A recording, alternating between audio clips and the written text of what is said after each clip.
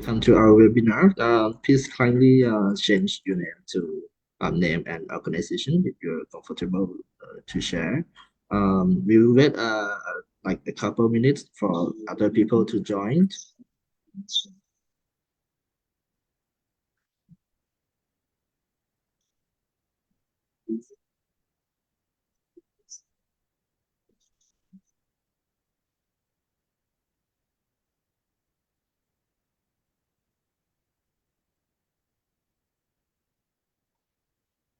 กลับไปหน้าไปที่ยัง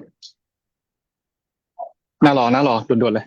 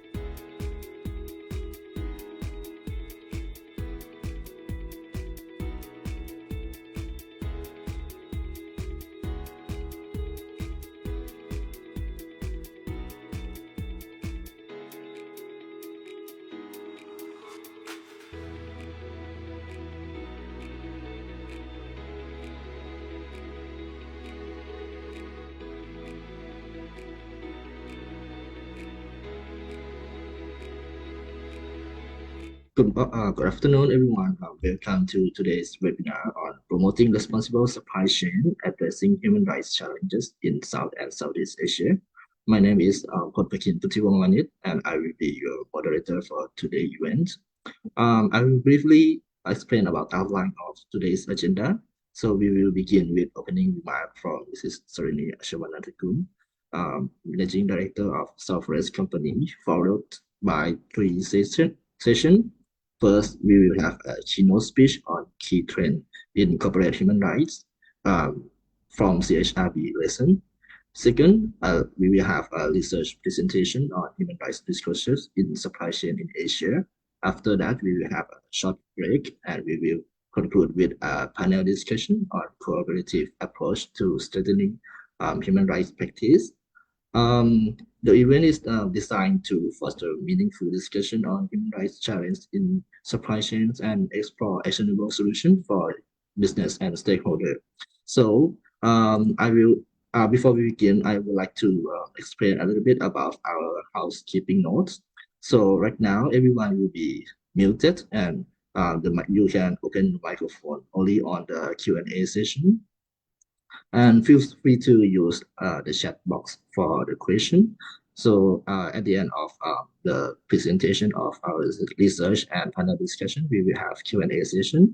We will address as many possible questions as we can. And this session is being recorded and live streamed on Southforest Facebook page in both Thai and English. So for participants using the Thai language, there's an interpreter channel in the bottom of Zoom. So you can change the channel to Thai. You will have interpreter for the whole event. Same as people who is watching from Facebook, there will be two live stream on Southwest Facebook. If you want to listen in Thai, please use the live stream with the Thai caption. So I will switch to Thai a little bit to explain this to Thai people ครับก็สำหรับผู้ So เข้าร่วม for ที่ต้องการ participants who would like to listen in Thai from Zoom, there is a globe icon down below, and you can select the globe icon, and then you can select Thai channel to listen to Thai. And for those who are watching live through Facebook from Sal Forest, you can listen because we provide both live in Thai and both in English. So I'm gonna switch back to English now. Okay. To officially start the event, I would like to invite Mrs. Tarinee Ashawanantakun, Managing Director of Surforest, to deliver the welcome remarks. Over to you, Khun Tarinee. Hi, good afternoon, everyone, and both our international and Thai colleagues. I just like to say a few words about why we're doing this and the context where we are. So South Forest, the event today is actually being hosted by two organizations, South Forest and Oxfam Asia. And we're doing this as part of the broader Fair for All program. That's basically a program of Oxfam and a few other partners. For those of you who are not familiar with Fair for All is really a program that's trying to push the private sector and the government to create a more sustainable and inclusive value chain, a fairer value chain, so to speak, worldwide. And there are many countries of operation. Fair for All strives to create this change through 4 different pathways. The first pathway is they try to strengthen the civil society to co-create alternative business models that will share value more equally among the stakeholders and empower women. The second pathway, Fair for All, strives to strengthen civil society to advocate for more responsible private sector. And this pathway is specifically the pathway that South Forest is assisting as Oxfam partner. So we work quite closely with Oxfam partners in different regions and countries, especially in the South and Southeast Asia. And this brings us to the research project that you will hear about today, which is looking at human rights practices, human rights disclosures of leading companies in South and Southeast Asia, building off on the reports that various Fair for All partners have already done on looking at what are some of the key sustainability and human rights issues in various supply chains. The third pathway is about improving government regulation in the private sector. So this one strives to strengthen civil society to advocate the government to better regulate the private sector. And this is actually quite topical to the subject we are hosting seminar today, because as you all know, many countries around the world, particularly in Europe, have adopted more and more laws and regulations centering on the human rights practices. A lot of these laws mandate big companies to conduct human rights due diligence, both on their business operations and on their supply chain. And the upcoming law, which is the European Corporate Sustainability Due Diligence, is being closely followed as potentially having impact on not only the large EU companies, but also companies in Asia that export considerable amount of their goods to the European Union. And that impact could be felt in the South and Southeast Asia, definitely including Thailand as well. So I think that is a great opportunity today that we are discussing both the human rights issues in various supply chains, as well as looking more closely at companies' human rights disclosures to see how they are addressing these issues. The final pathway of Fair for All is to advocate for fiscal and trade reforms.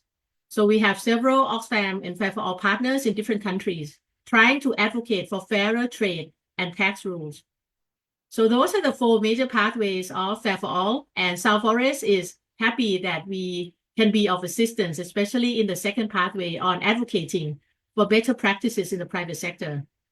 I hope you enjoy this webinar, which will begin with the research report presentation, followed by the panel discussion. And I'm pleased to say that today we have a full suite of stakeholders involved in the panel discussion, ranging from representatives from the private sector, a multilateral organization, as well as CSO, who is also a Fair for All partner. So without further ado, I wish you an enjoyable afternoon, and I look forward to the conversation to come. Over to you, Khun Pornpakin. Okay, thank you for setting us the stage for today's discussion for us. I will now move on to our first session. Our first session, for our first session, I would like to introduce Kun Namit Agarwal. He is the Social Transformational Lead at the World Benchmarking Alliance. As part of our research, we utilize the Corporate Human Rights Benchmark, or CHRB, to assess corporate disclosures.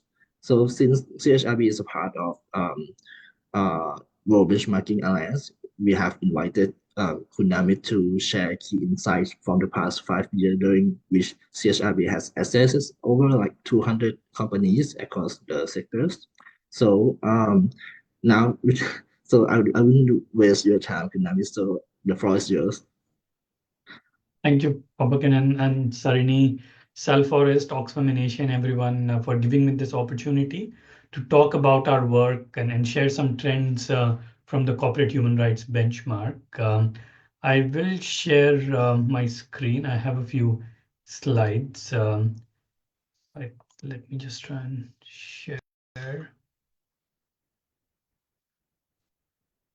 this in slideshow mode. I hope you can see my slides clearly. Yes, we can see. Great. So like in the introduction, it was mentioned that Corporate Human Rights Benchmark has been assessing over 200 companies on their policies, commitments, and practices on human rights. And we've been doing this since 2017. So in 2024, we decided to look at the time series data of what are some of the trends, where some of the improvements and happened, and what are some of the gaps. So I'll be sharing some of those with you in this presentation. But before I go there, I'm not sure how many of you are familiar with World Benchmarking Alliance, or WBA, and our work as CHRB. So maybe I'll just give a quick introduction of who we are. So WBA is an NGO. We are headquartered in the Netherlands, and we were created in one of the UN General Assemblies at the intersection of the SDGs and corporate accountability. When the SDGs were developed in 2015, there was a clear role of the private sector of business on contributing to sustainable development. But immediately there was a gap that was felt, that how do we measure how the corporate sector, how the businesses are contributing to the sustainable development? So how do we compare their performance? How do we measure their contribution? And that is where WBA was created to develop free and publicly available benchmarks to measure and compare company performance on the SDGs. We have developed or translated the 17 SDGs into 7 system transformations, social transformation being one, and the most central of all the work that WBA does. I lead WBA's work on the social transformation. And then we have other transformations such as decarbonization and energy, nature biodiversity, digital inclusion, food and agriculture, urban financial system. And these are the 7 transformations that we assess all the influential companies in the world.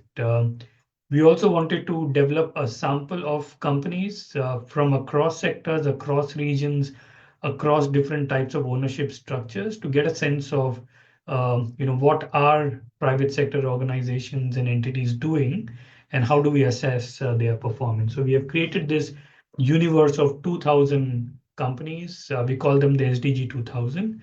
So these 2,000 companies are assessed on various benchmarks of the WBA. The Corporate Human Rights Benchmark is one such benchmark, which goes quite deep into the human rights issues. And on the right, on the visual, you will see the different areas on which companies are assessed within the broader human rights aspect. We look at these commitments to policy commitments to business and human rights, their board level accountability at the governance level, how companies are embedding human rights in their management systems, what are companies doing on human rights due diligence, what kind of remedies and grievance mechanisms they have in place, and then looking at what are the practices, how are the companies performing on some of these commitments and targets that they have set, And then we also assess companies' response to serious allegations, on how companies are responding public to any allegations that have been leveled against these companies. So this is what we measure the companies on.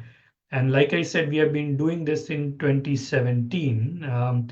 And so far, CHRB has come across as this important data, freely publicly available database and methodology, which can give sense of what companies are doing on the UN guiding principles. And we took data from 2018 to 2023, which is across 244 companies. And these companies come from 5 high-risk sectors. So food and agriculture is one of those sectors, and I think we'll see a deeper presentation on the food and ag sector later. Extractive is another sector. We look at ICT manufacturing. We look at apparel companies. So these are the sectors in which these 244 companies are based, and these are from across regions, across countries. I will now go into the different trends that we have found over these 5 iterations, or the last 5 years. So the first one that we found, shows a bit of progress, but there is also a lot of room for companies to improve. So what we've seen is 64% of the companies that we have assessed over the last 5 iterations have progressed on overall business and human rights issues. But this progress is definitely uneven, as you can see from the chart here. Close to about 70% of the companies are, very much lower than 15% of average improvement, and very few companies have improved more than 20%. Less than 10% of the companies have improved over the last 5 iterations by over 20%.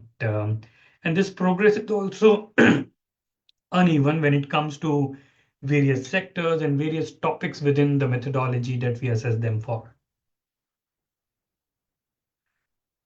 Looking the overall progress and gaps a little bit deeper, we wanted to see which are the areas where companies' performance have improved greater than some of the other areas.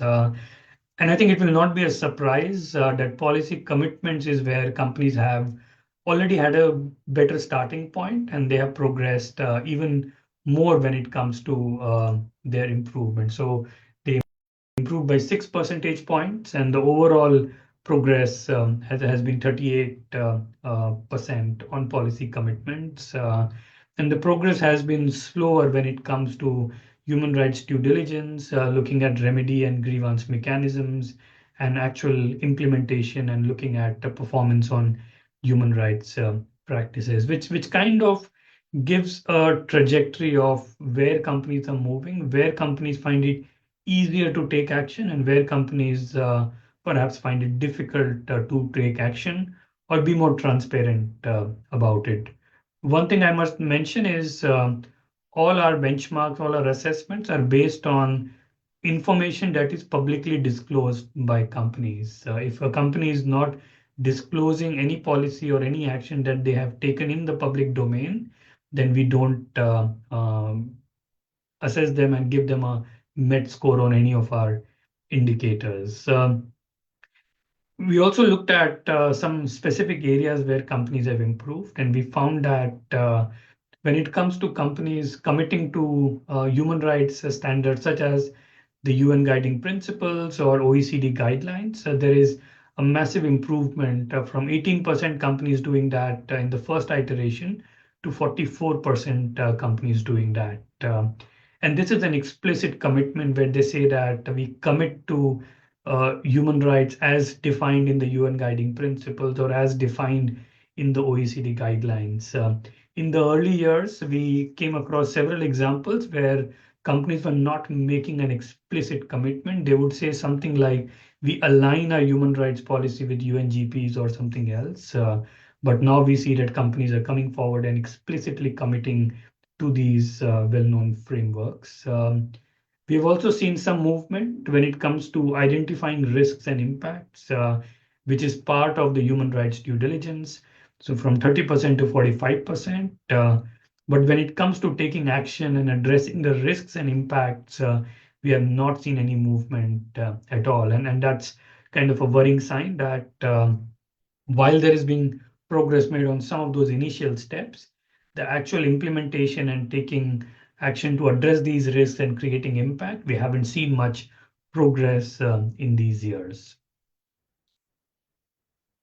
The next trend that we looked at was how are companies embedding human rights in their management systems and culture. And we have seen in our assessment over the years that policy commitment is not enough. Companies need to do much more in terms of then implementing some of those commitments. And one of the important things that companies should start with, and we have seen that companies that embed human rights in their management systems and culture have accelerated their progress on the implementation.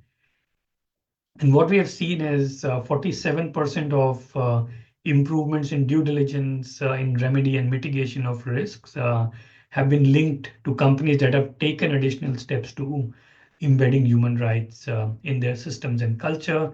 To just give you an example and understanding of what embedding looks like, at least from our methodology perspective, it could be assigning senior level responsibility for human rights, allocating roles and responsibility within the senior management system. And we have seen that increase from 22% to 59% in the last 5 years. And then assigning day-to-day responsibilities for human rights, which is again gone up from 29% to 49%. And then thirdly, providing trainings for workers on human rights, which has gone up from 25% to 48%. In our assessment and in our conversation with the companies and other stakeholders, we have found these three to be really important and significant for companies to move from just making a commitment towards implementing their commitments. In many cases, companies have a commitment and a policy on human rights, but the roles and responsibilities are not clear. Who is going to implement? What will the implementation look like is often not clear.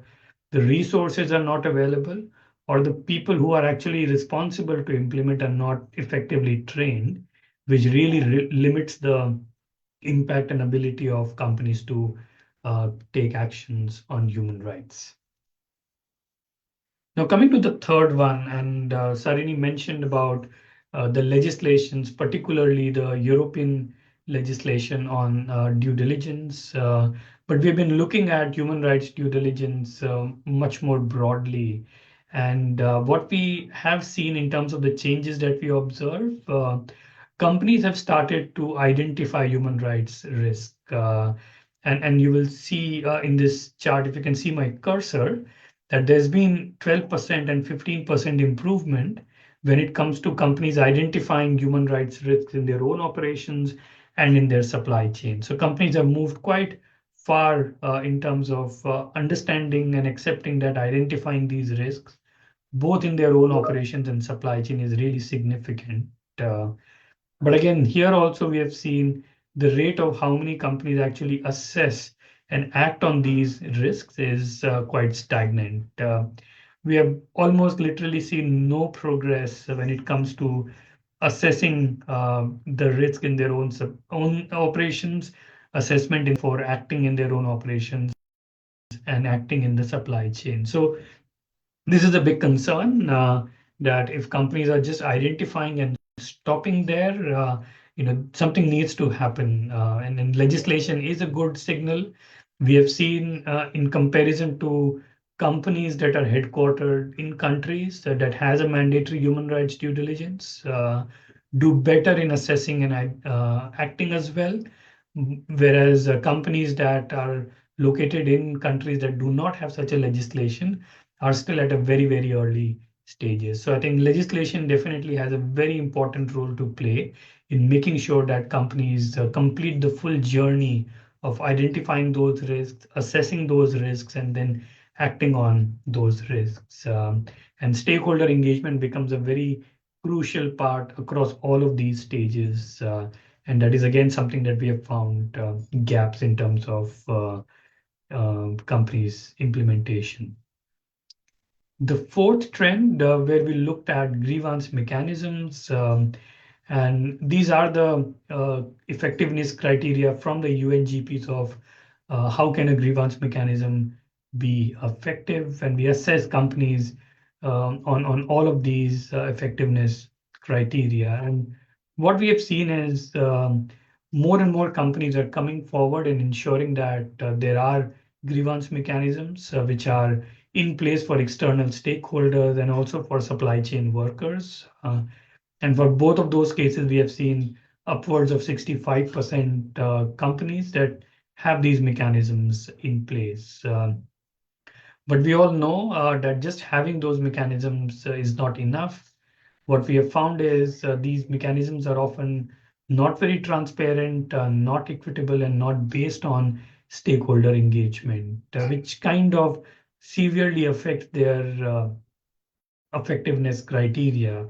And in this chart on the right, you will see that while there has been significant improvement in making sure that the grievance mechanisms are legitimate and accessible, but when it comes to whether these are transparent, equitable, rights compatible, what is the feedback loop and a learning process, and whether it's been on the basis of engagement and dialogue, there hasn't been much progress, and also the starting point was quite low. For example, in stakeholder engagement and dialogue, in the first assessment, only 5% companies were doing this, and now about the same number of companies are doing in the most. So that is definitely a worrying sign, and there's something that needs to improve going forward. The last key trend is on purchasing practices. And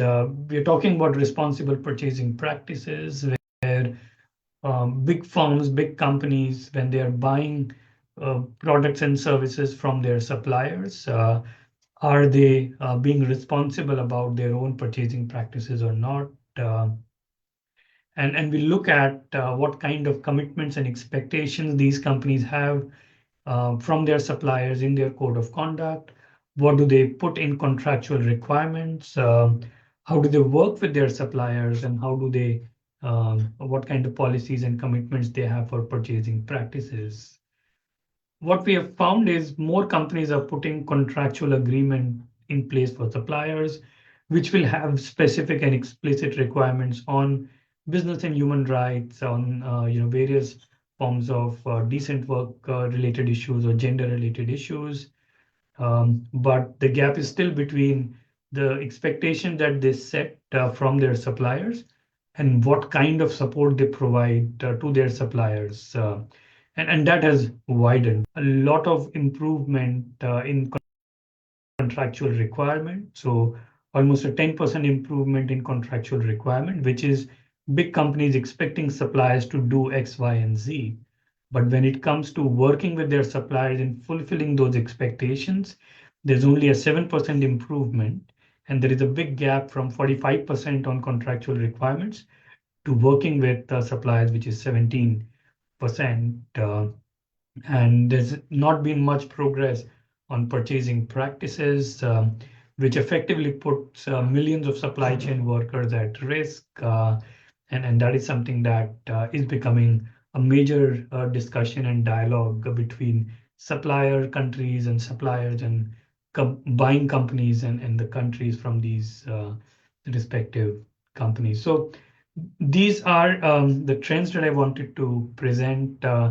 And this is, you can use this QR code to download this report and read detailed analysis here. And before I hand it back to Salforest team, maybe just quickly wanting to say that while we've been looking at this data and the data has not been very encouraging, it's also important for us at WBA, CHRB, but for everyone else as well, to look at what are some of the bright spots.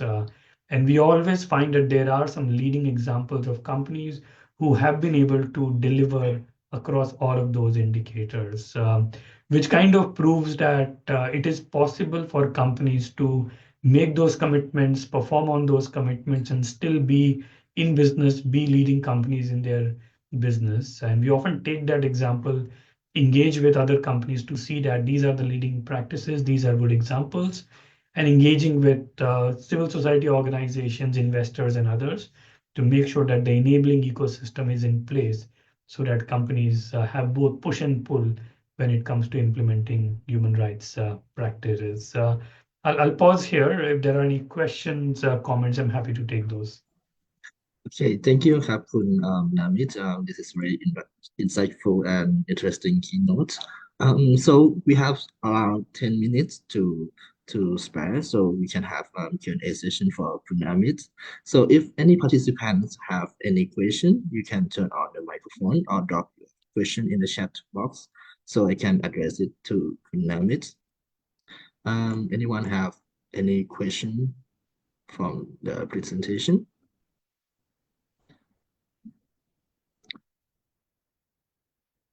I think it's a lot to digest, so I want to open the first question for you, Namit. I think it is good to see that over 5 years of your assessment, the company is making progress.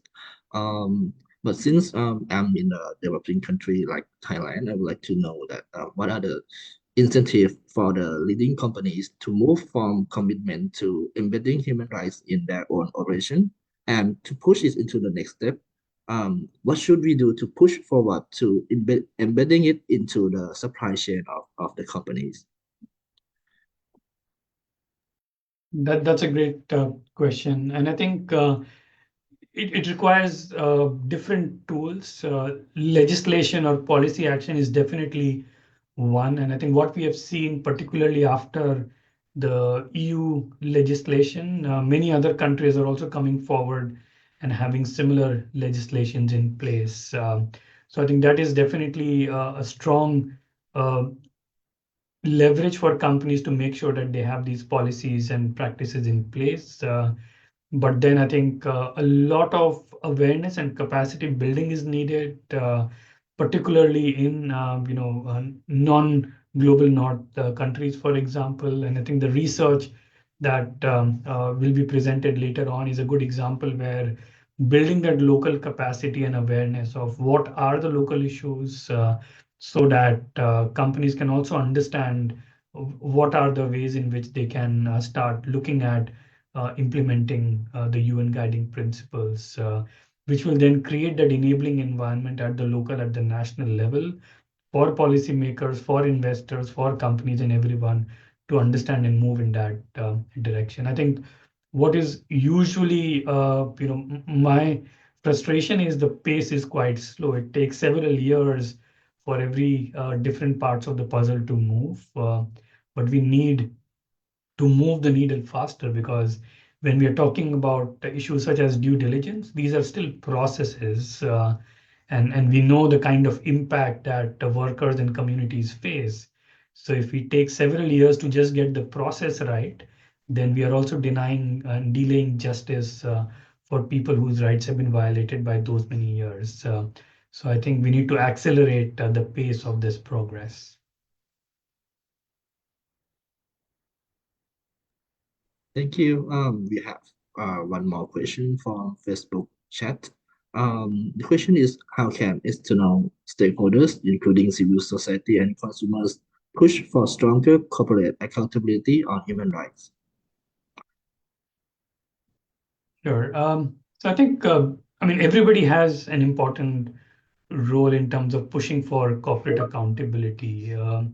And I think consumers definitely have a big role as people who will be consuming the products and services, but also people and citizens who will be holding companies, because companies are also citizens of a country. So I think there is multiple role in which individuals can play that role, particularly young people in today's context, because consumption patterns are changing quite rapidly, and companies are innovating to adjust and respond to those consumption patterns. And this is something that we have seen particularly on the climate side, that companies have taken those trends quite seriously and have started taking steps to address those things. Unfortunately, when it comes to human rights, labor rights, and social issues, that level of awareness is not there. Even in the mainstream media or even on social media, there's very less talk about the accountability of companies when it comes to treating their workers and communities well. I think once we bring that into the mainstream, companies will have no option but to respond to those demands from citizens and consumers and people. So I think that's going to be quite significant to make sure that individuals are also able to hold companies accountable. Okay, we have two more questions from the chat box. How can companies make sure to engage with all stakeholders, especially workers, to ensure meaningful human rights due diligence? Whether the legislation requires this, and how can we make sure companies do that? Right. So I think, I mean, in an ideal scenario, there should be no legislation that tells companies to engage with stakeholders because companies are operating to serve someone's purpose. The unfortunate reality is companies don't look at workers and communities as stakeholders in the company. They primarily rely on the shareholders and investors as their main stakeholders. And I think that is the imbalance that has been created, which is why even when legislations come in that companies will have to do a due diligence process, uh, at least now there are several examples where these due diligence policies and implementation is done without proper stakeholder consultation. Companies will still be able to tick the box and say that we have done human rights due diligence, but whether it is effective and relevant, there can still be questions and doubt about that. So the whole idea of doing a human rights due diligence is for companies to identify what can be the potential risk so that they can prevent and mitigate these risks and save their business. And it will help all the workers who are employed and everyone who is contributing to the business, to the investors and everyone. So if companies are not doing that stakeholder engagement, then the whole idea and objective of doing a proper human rights due diligence basically fails. So I think that is sort of the ideal scenario. But I think what often companies look for is uh, what is the standard of doing something like this? The UNGPs have given a very good framework of what human rights due diligence should look like, what is the process, and there has been some progress. But now legislation is putting it very clear that this is the process that company must follow. Stakeholder engagement in many of those legislations is part of the due diligence legislation as well, which is, I think, quite important so that it doesn't, in the process of companies trying to check the box, stakeholder engagement should not be left behind. But yes, I think an important role of civil society organizations, community organizations, and trade unions is to look at those human rights due diligence policies that companies publish in your context. And if there is a gap in stakeholder engagement, it's important to flag it to the company, make sure it's clearly articulated. And if there are gaps, then companies and regulators can take that into notice. And I think from companies' point of view, responding to the second question, uh, companies often try to limit their responsibility because there is also this fear of being vulnerable because the moment companies try to understand and take stock of what are the human rights exploitation in supply chain, it's a systemic issue, and companies often feel that there will be so many issues. What can I do as a single company? And often the audit approach kind of kicks in that the audit process says that at the end of the process, you will come clean. In a human rights due diligence, it's not an audit. The idea is you will identify those risks and then take steps to address those risks in the future. It might require to work with other stakeholders, including other companies. So I think companies need to come out of their audit mindset and look at human rights due diligence from that perspective as a partnership with workers and communities. Okay, thank you, Namit. That's cover everything. So I think we can move on to our next session. So Thank you. for the next session, we have Mr. Siwat Uampradit, the Deputy Managing Director of Southwest Company, who will present research finding on human rights disclosure among leading companies in Asia using CHRB as methodology to assess human rights disclosure. I will pass the mic to Khun Siwat. Okay, thank you. Just a minute.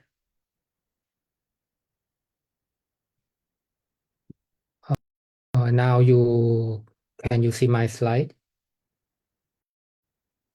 อันนี้เห็นเป็นสไลด์เต็มไหมเคน Yes. Okay. สวัสดีครับ Okay, Hello, good everyone. afternoon, everyone. My name is Siwat from South Forest.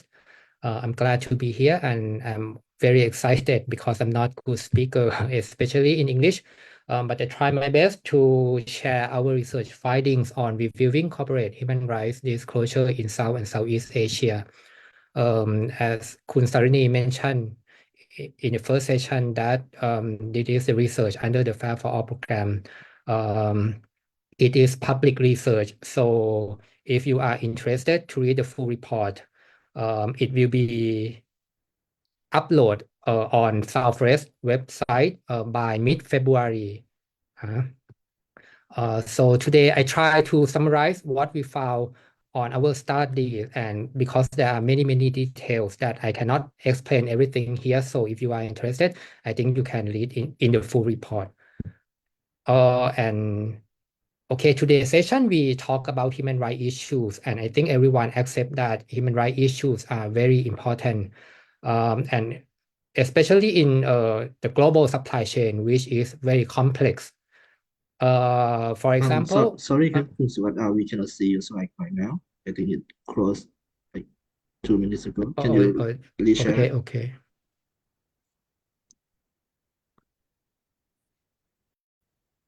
Okay, we can see it now. Okay. And see background and objective, right? What Yes. you see? Okay. Background and objective. Okay.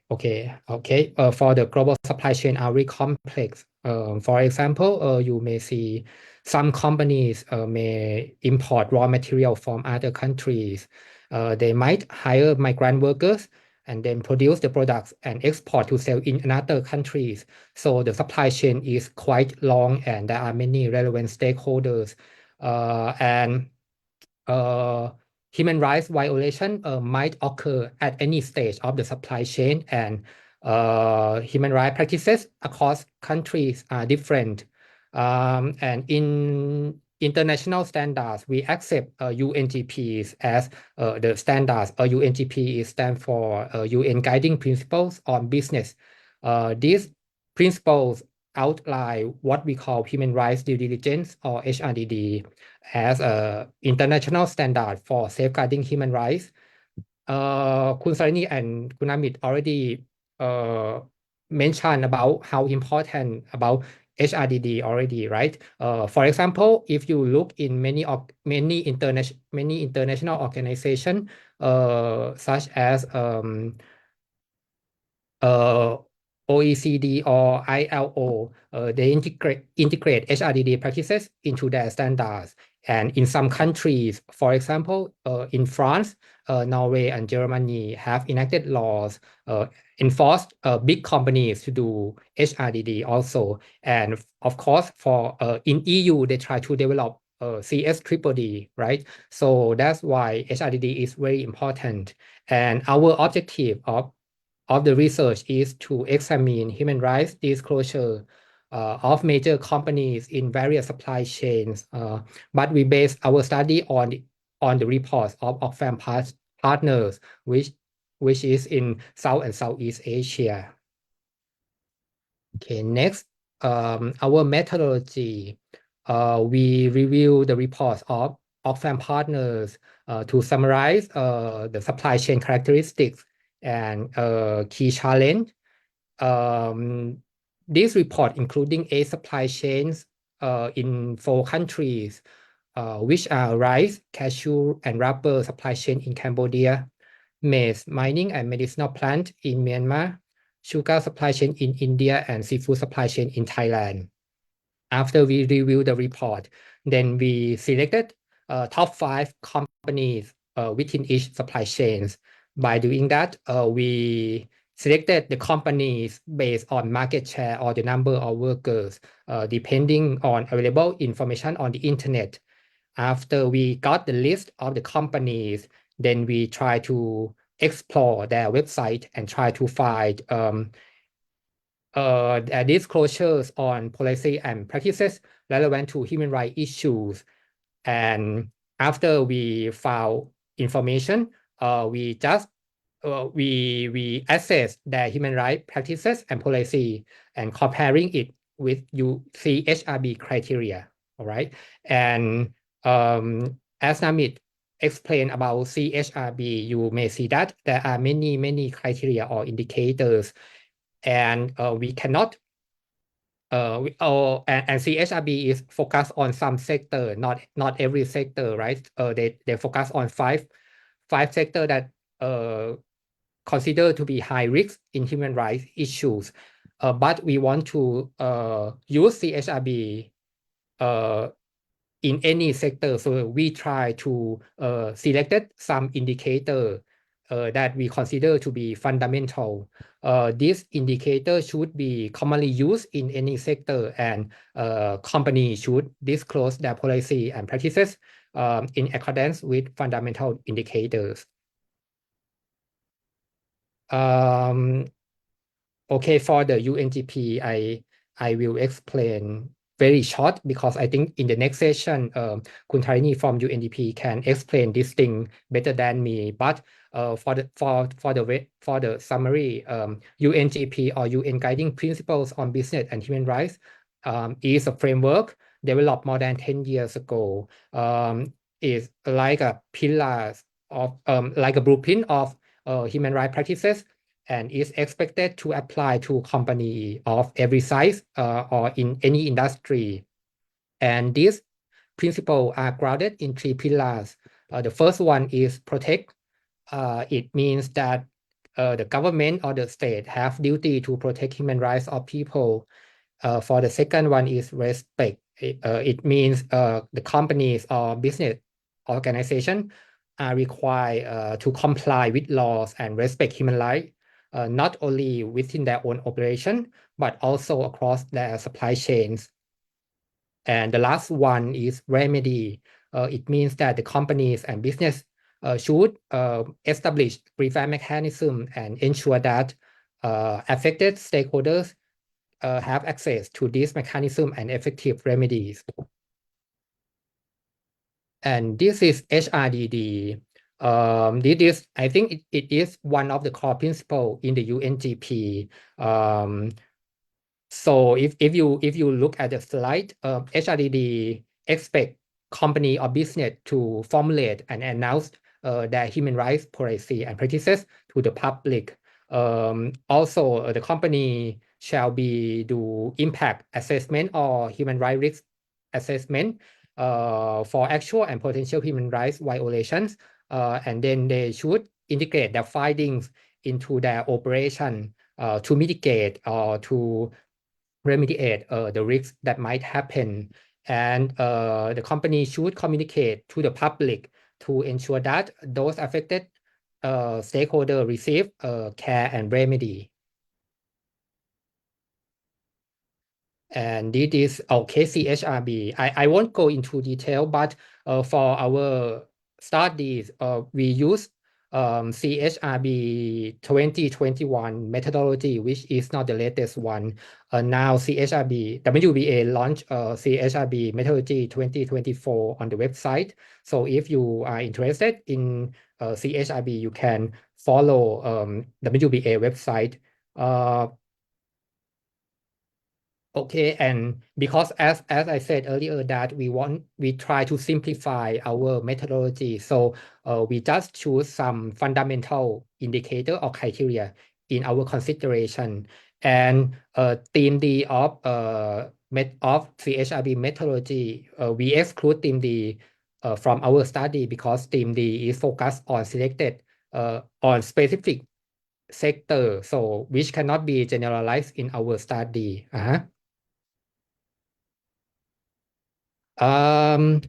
This is key human rights and sustainability issues we found on reports of Oxfam partners.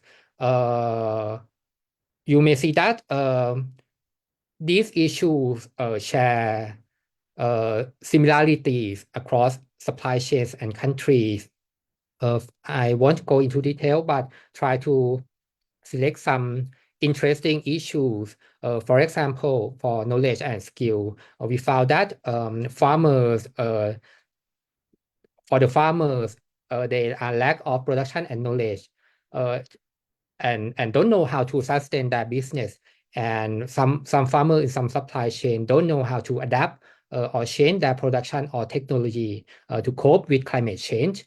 And we found that some workers have limited access to financial services. They confront with rigid loan terms and conditions, or some workers or farmers have to borrow money from informal lenders.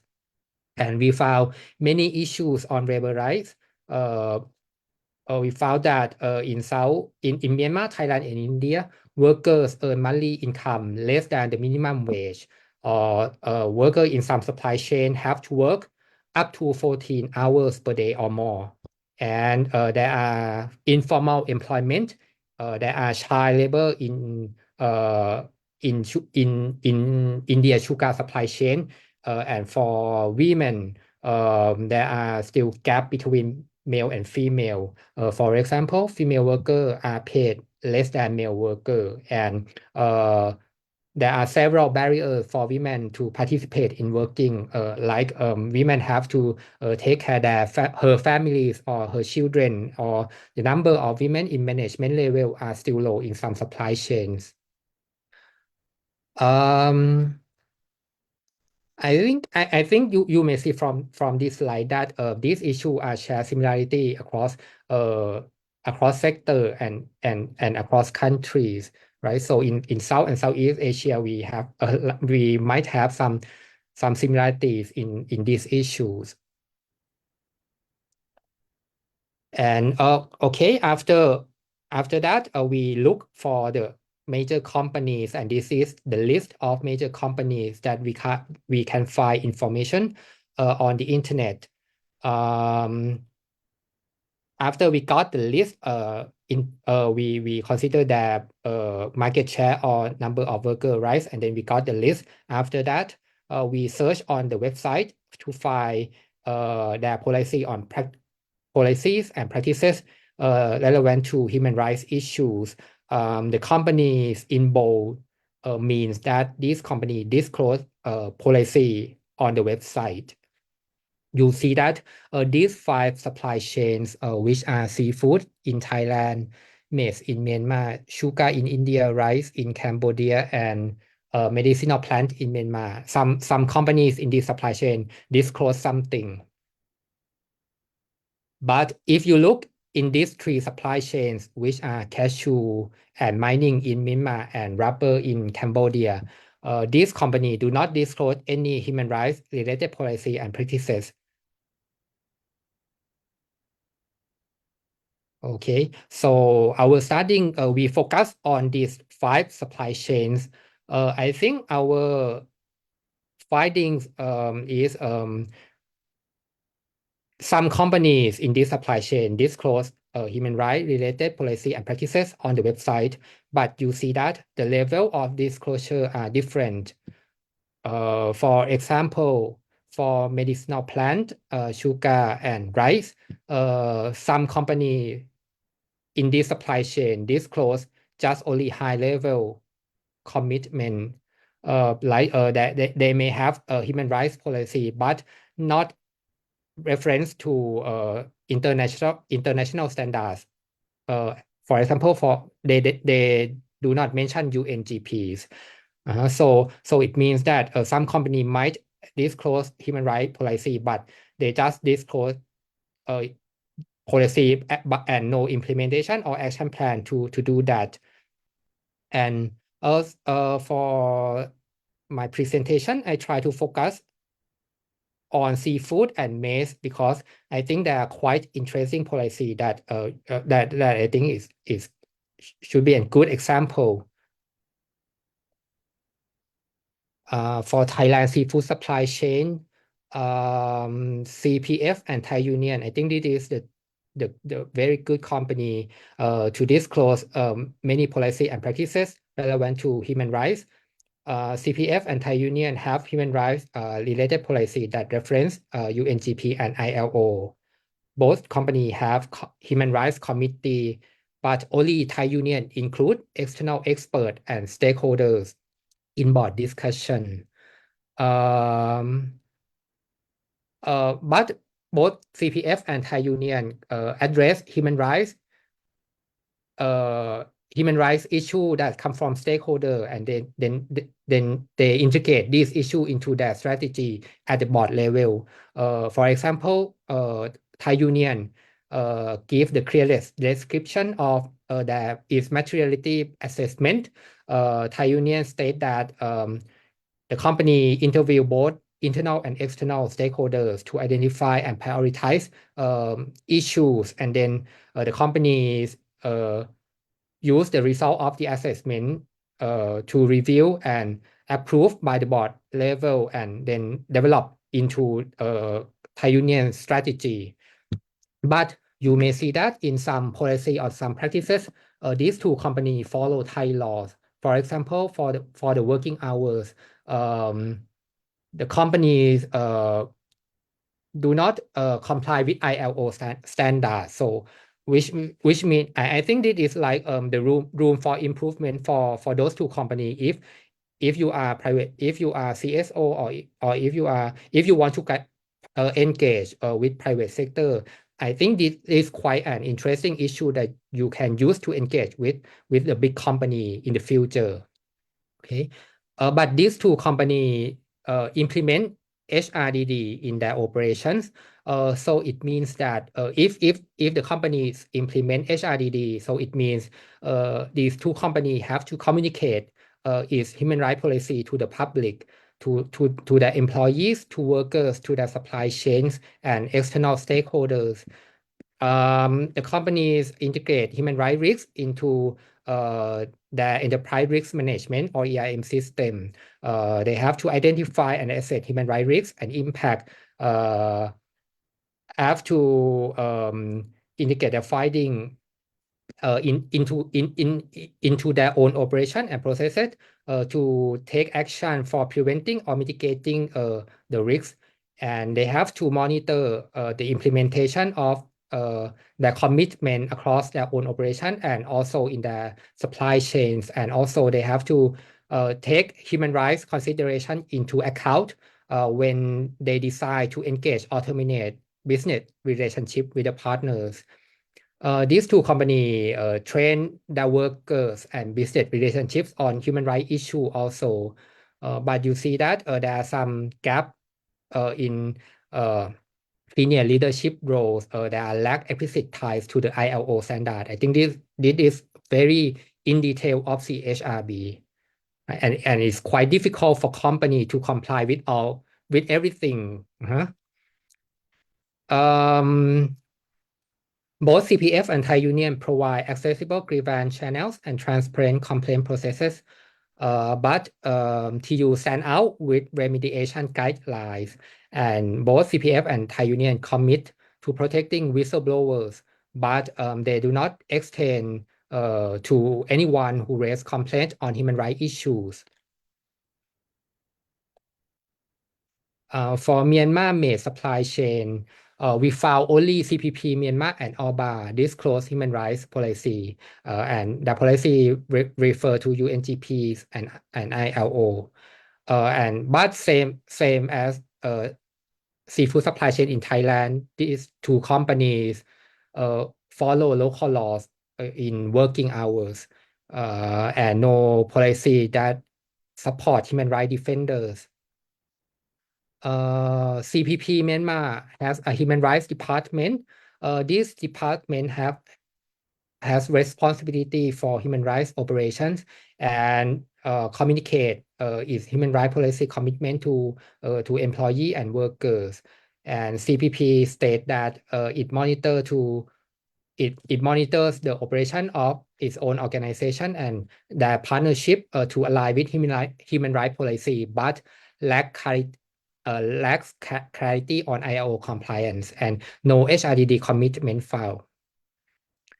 And both CPP and OBA offer grievance mechanism, but the topics are limited.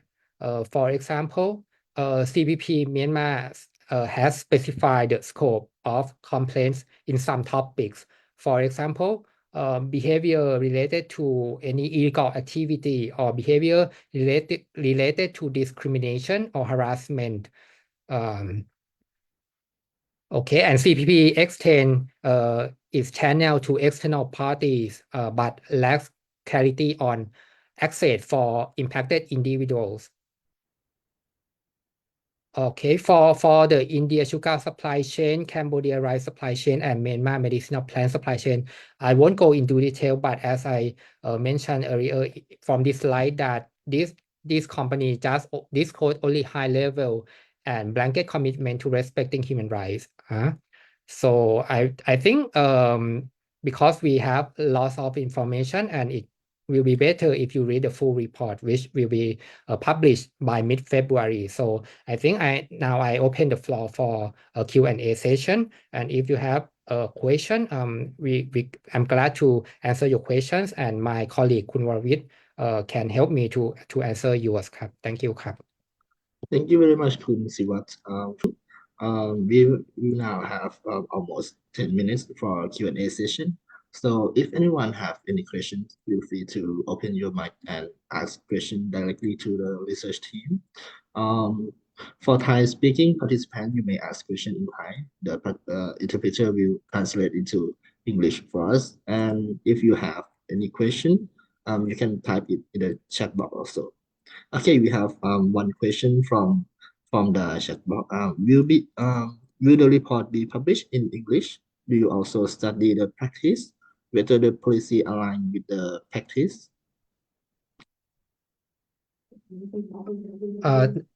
Okay, the report will be published in English.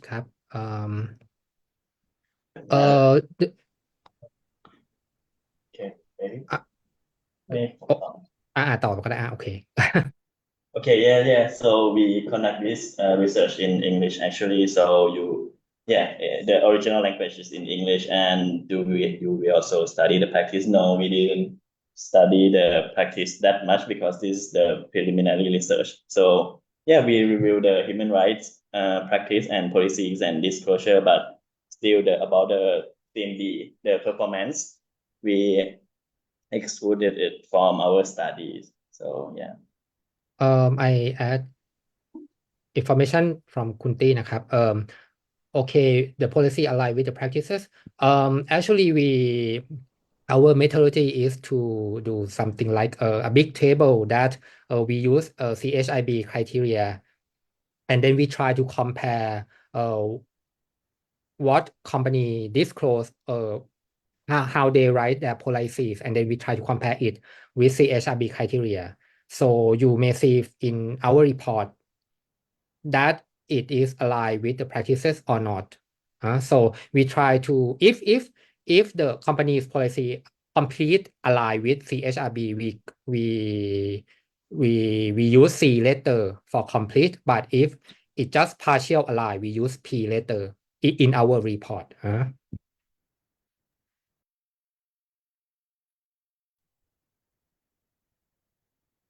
Okay, I also would like to add a little bit because this research project is a part of Fairfall project.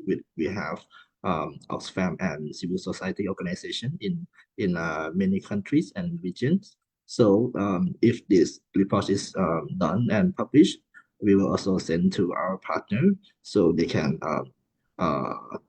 see how's the progress of the companies, and do they did what they published in the human rights policy to monitor them. So I think that's another part of civil society organization to help monitoring. Okay, do you anyone have any more question?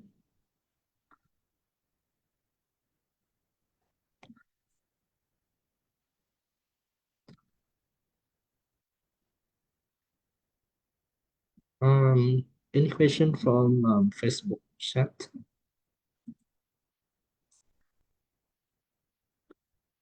Okay, if no, I just want to ask a little bit of question. Since we assess many supply chain in many countries, do you think the companies that did well or score higher get higher score from CHRB is because they are in a um, good regulation countries, or because it is in the supply chain that impact many people, or it is in the supply chain that is high risk?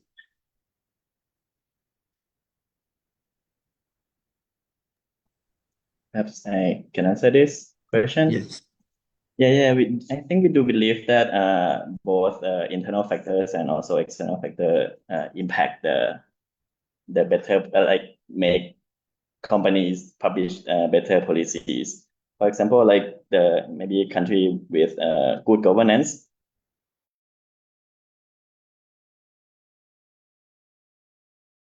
factor that there will be more laws and regulation that they need to be complied by the companies. So yeah, this internal factor is also a major factor to, and also the external factor is also really influential because like the more you are related to the international society, the more your market share is rely on the export. You need to be more thoughtful when developing the policy to be sure that you meet the human rights standard, that otherwise the international buyers, they might not buy your products. For example, in the Thailand context, for Thai Union, which is the major exporter, like seafood exporter of Thailand to the global, yeah, we did experience like Thailand, the seafood sector of Thailand, we experienced the yellow flag IUU fishing, the illegal, unreported, and unregulated fishing from the EU. No, so that's why that's also the main reason why the Thai government, they have to enact new laws, the royal ordinance, and yeah, try to and force the major companies to be compliant with the law and yeah, to be compliant with the international standards. So yeah, in our research, we will, yeah, since our research more focused on the developing countries, including Thailand, so we would say that the external factor would be more impactful. Yeah. Thank you. Do anyone have any more question to the research team? Okay. If not, I think we can take a 10-minute break. We will come back at 15:20. So after we come back, we will have panel discussion with representative from private sector, international organization, and civil society organization from South Asia. So, okay, let's have a break. Thank you, everyone.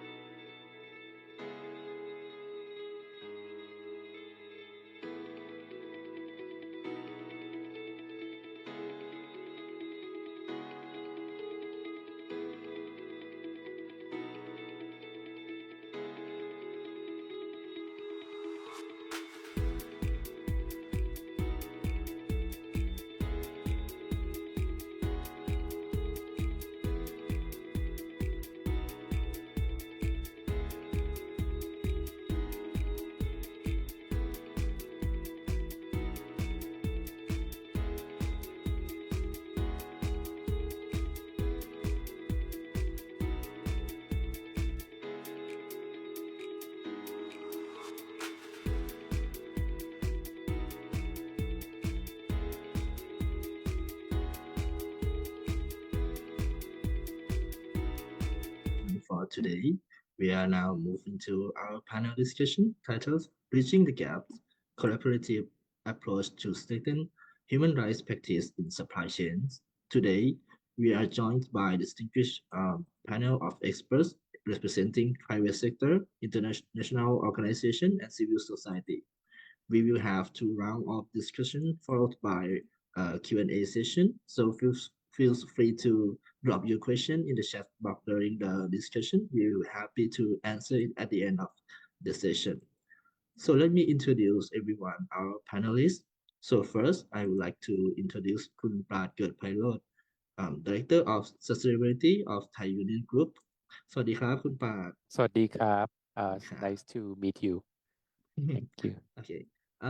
For the second panelist, we have Ms. Tarinee Suravoranon, Project Manager Business and Human Rights from UNDP. สวัสดีครับคุณ Tarinee. Hello. Okay, and last but not least, we have Mr. Suti Chetha, Knowledge Management and Mail Officer from LDC Watch. Hello, Namaste, Hi. Suti. Namaste. Hi, everyone. Thank you for the opportunity. Okay, to start our discussion, I would like to start with Kun Tarinee. In the presentation of Kun Siwat in the previous session, he mentioned that you're the best to explain UNGPs here. So I want to talk a little bit about how importance of UN guiding principles on business and human rights or UNGPs in fostering responsible supply chain and what are the role of UNDP in making effort to do this. And I also have another question, so you can answer maybe at the same time. I also know that UNDP Thailand is trying to increase capacity of SMEs in HRDD. So can you share Recording what are in the progress. key challenges do SMEs face in implementing the UNGPs, and how can we help them to overcome that challenge? Thank you, Khun Pornpakin, for extending the invitation to UNDP. And hi, everyone. Greeting from Bangkok. It is my pleasure to join these conversations. Before I begin my statement, I would like to thank the organizing team from the South Forest for the invitations and also for being a good partner for UNDP in implementing the BHR program in Thailand. At UNDP, we have been implementing the BHR activities and also the programs around the world. We have around 40 countries at the moment that implementing the BHR projects, including Thailand.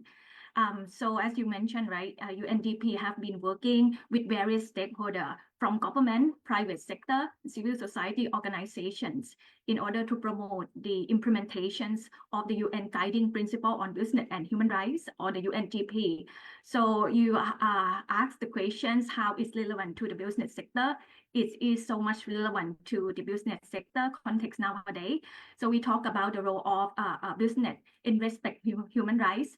And to comply with that, there is the process called human rights due diligence. The UN Guiding Principles still have no legally binding conditions for the private sector, but it's the recommended principle for the business sector to undertake to ensure their responsible business operations.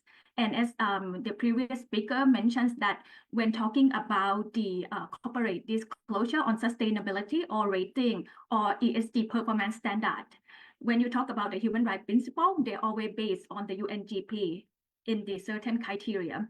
So the process of the HRDD, which is the recommended step on the UNGP, is actually support the business sector to identify, prevent, and mitigate the human rights risks and impact committed in their business operation throughout the value chains. So this is one of the key priority for UNDP that we keep our focus on when it comes to capacity building for the private sector. And during the past few years, we realized that the SME in Thailand comprise with around 99% of the total enterprise in Thailand. What does this mean? It means that the SME is really important to drive the responsible business practices. So that's why we put a lot of efforts and focus to design a specific program for them. And we work together with South Forest in organizing a series of HRDD training that customized for the SME, and also created a checklist or self-assessment for the SME to ensure that they will practice business and human rights principle and also the UNGP, and also align themselves with the international relevant standard. So let's address the first question regarding the challenges that we have observed so far throughout our program interventions with the SME. I would like to highlight the first challenge that we often face is about the lack of awareness of the Thai company, especially the SME. Many SMEs still remain unaware of the UN guiding principle.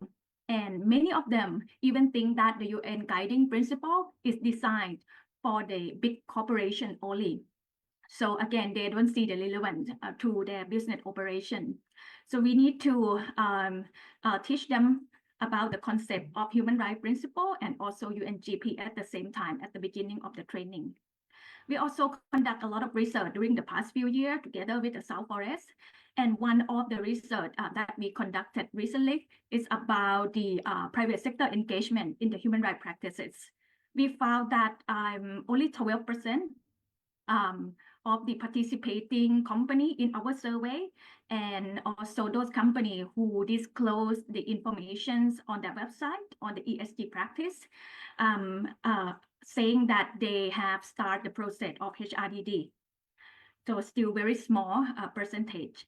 And when we dig deeper to see the answer by having the one-on-one conversation with those companies, we found that a lot of them actually didn't have an understanding about the HRDD process, which is lead to my second challenges regarding the misunderstanding of the human rights practices and also the HRDD process. We found that some companies even claim that they have the HRDD process, but in reality, they have the philanthropic activity or the CSR activity, which cannot offset to the HRDD process. So something like this that we need to build the understanding and also their capacity in the same time. The second challenge that we found is about the constraint of resources due to the nature of the SME, right? That they often face the limitations in terms of financials and human capital resources. We, in the past, especially COVID time, that we start to implement the program for the SME, we received quite high resistance for the SME, that they tend to think that the HRDD is the burden for them and also put a cost implication to their business.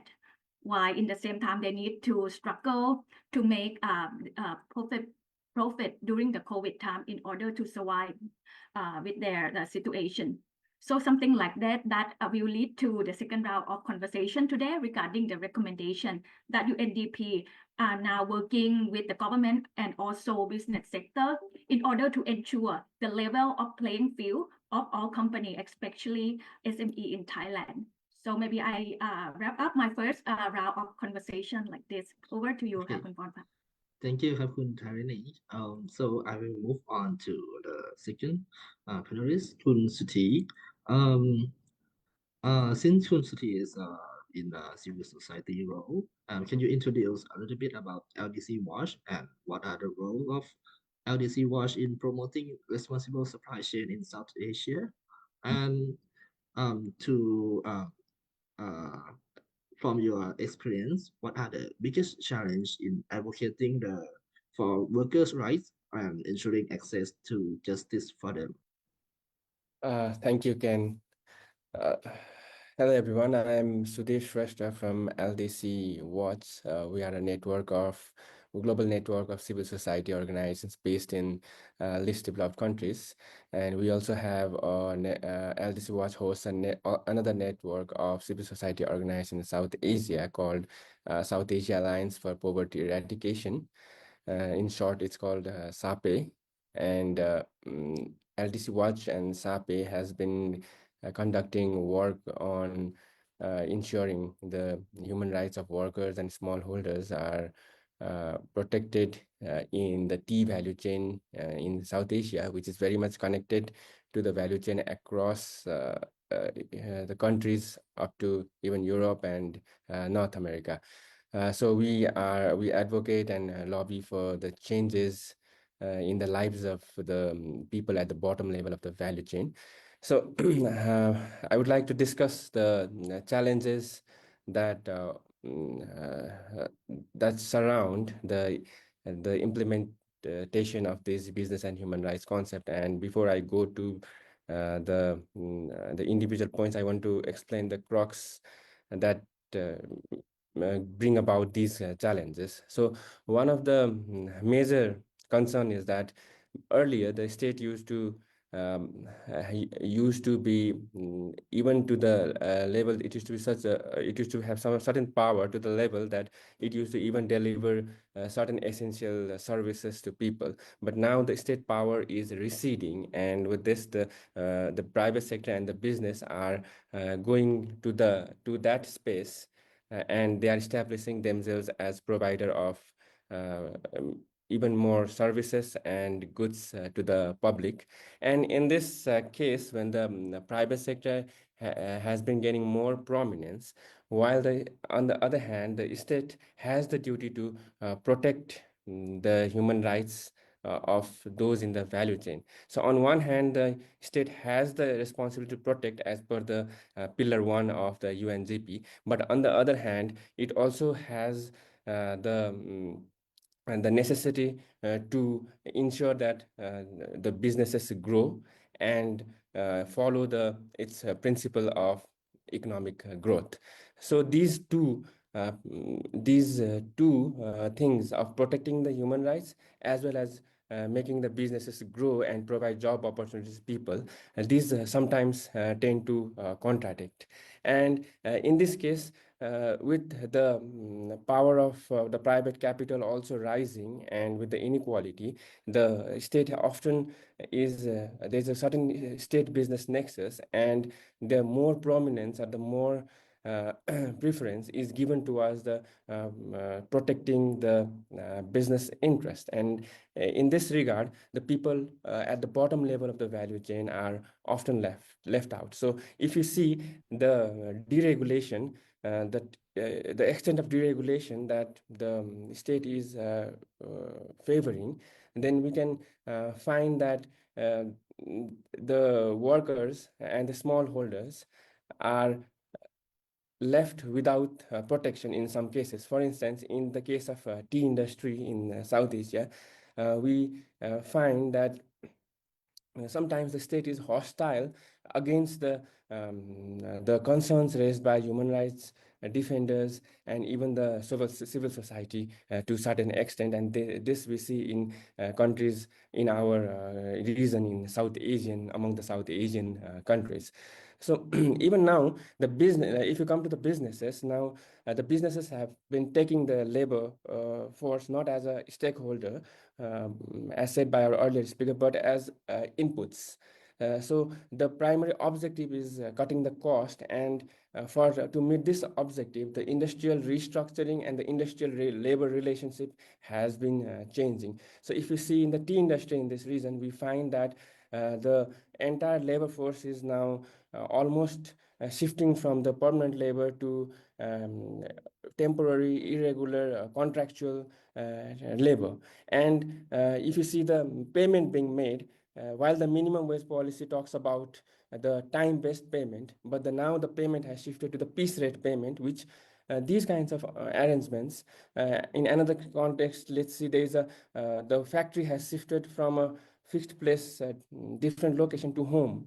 So these kinds of industrial restructuring has taken place, but labor laws have not been able to adapt to these kinds of changes. So if you see this kind of informalization, subcontractualization, and even relationship of dependent contractor that have been rising, this is something that the national laws have not been able to really get incorporate into the national and local legislation. So now So the second pillar talks of the UNGP, the guiding principle talks about the respecting the corporate responsibility to respect the human rights.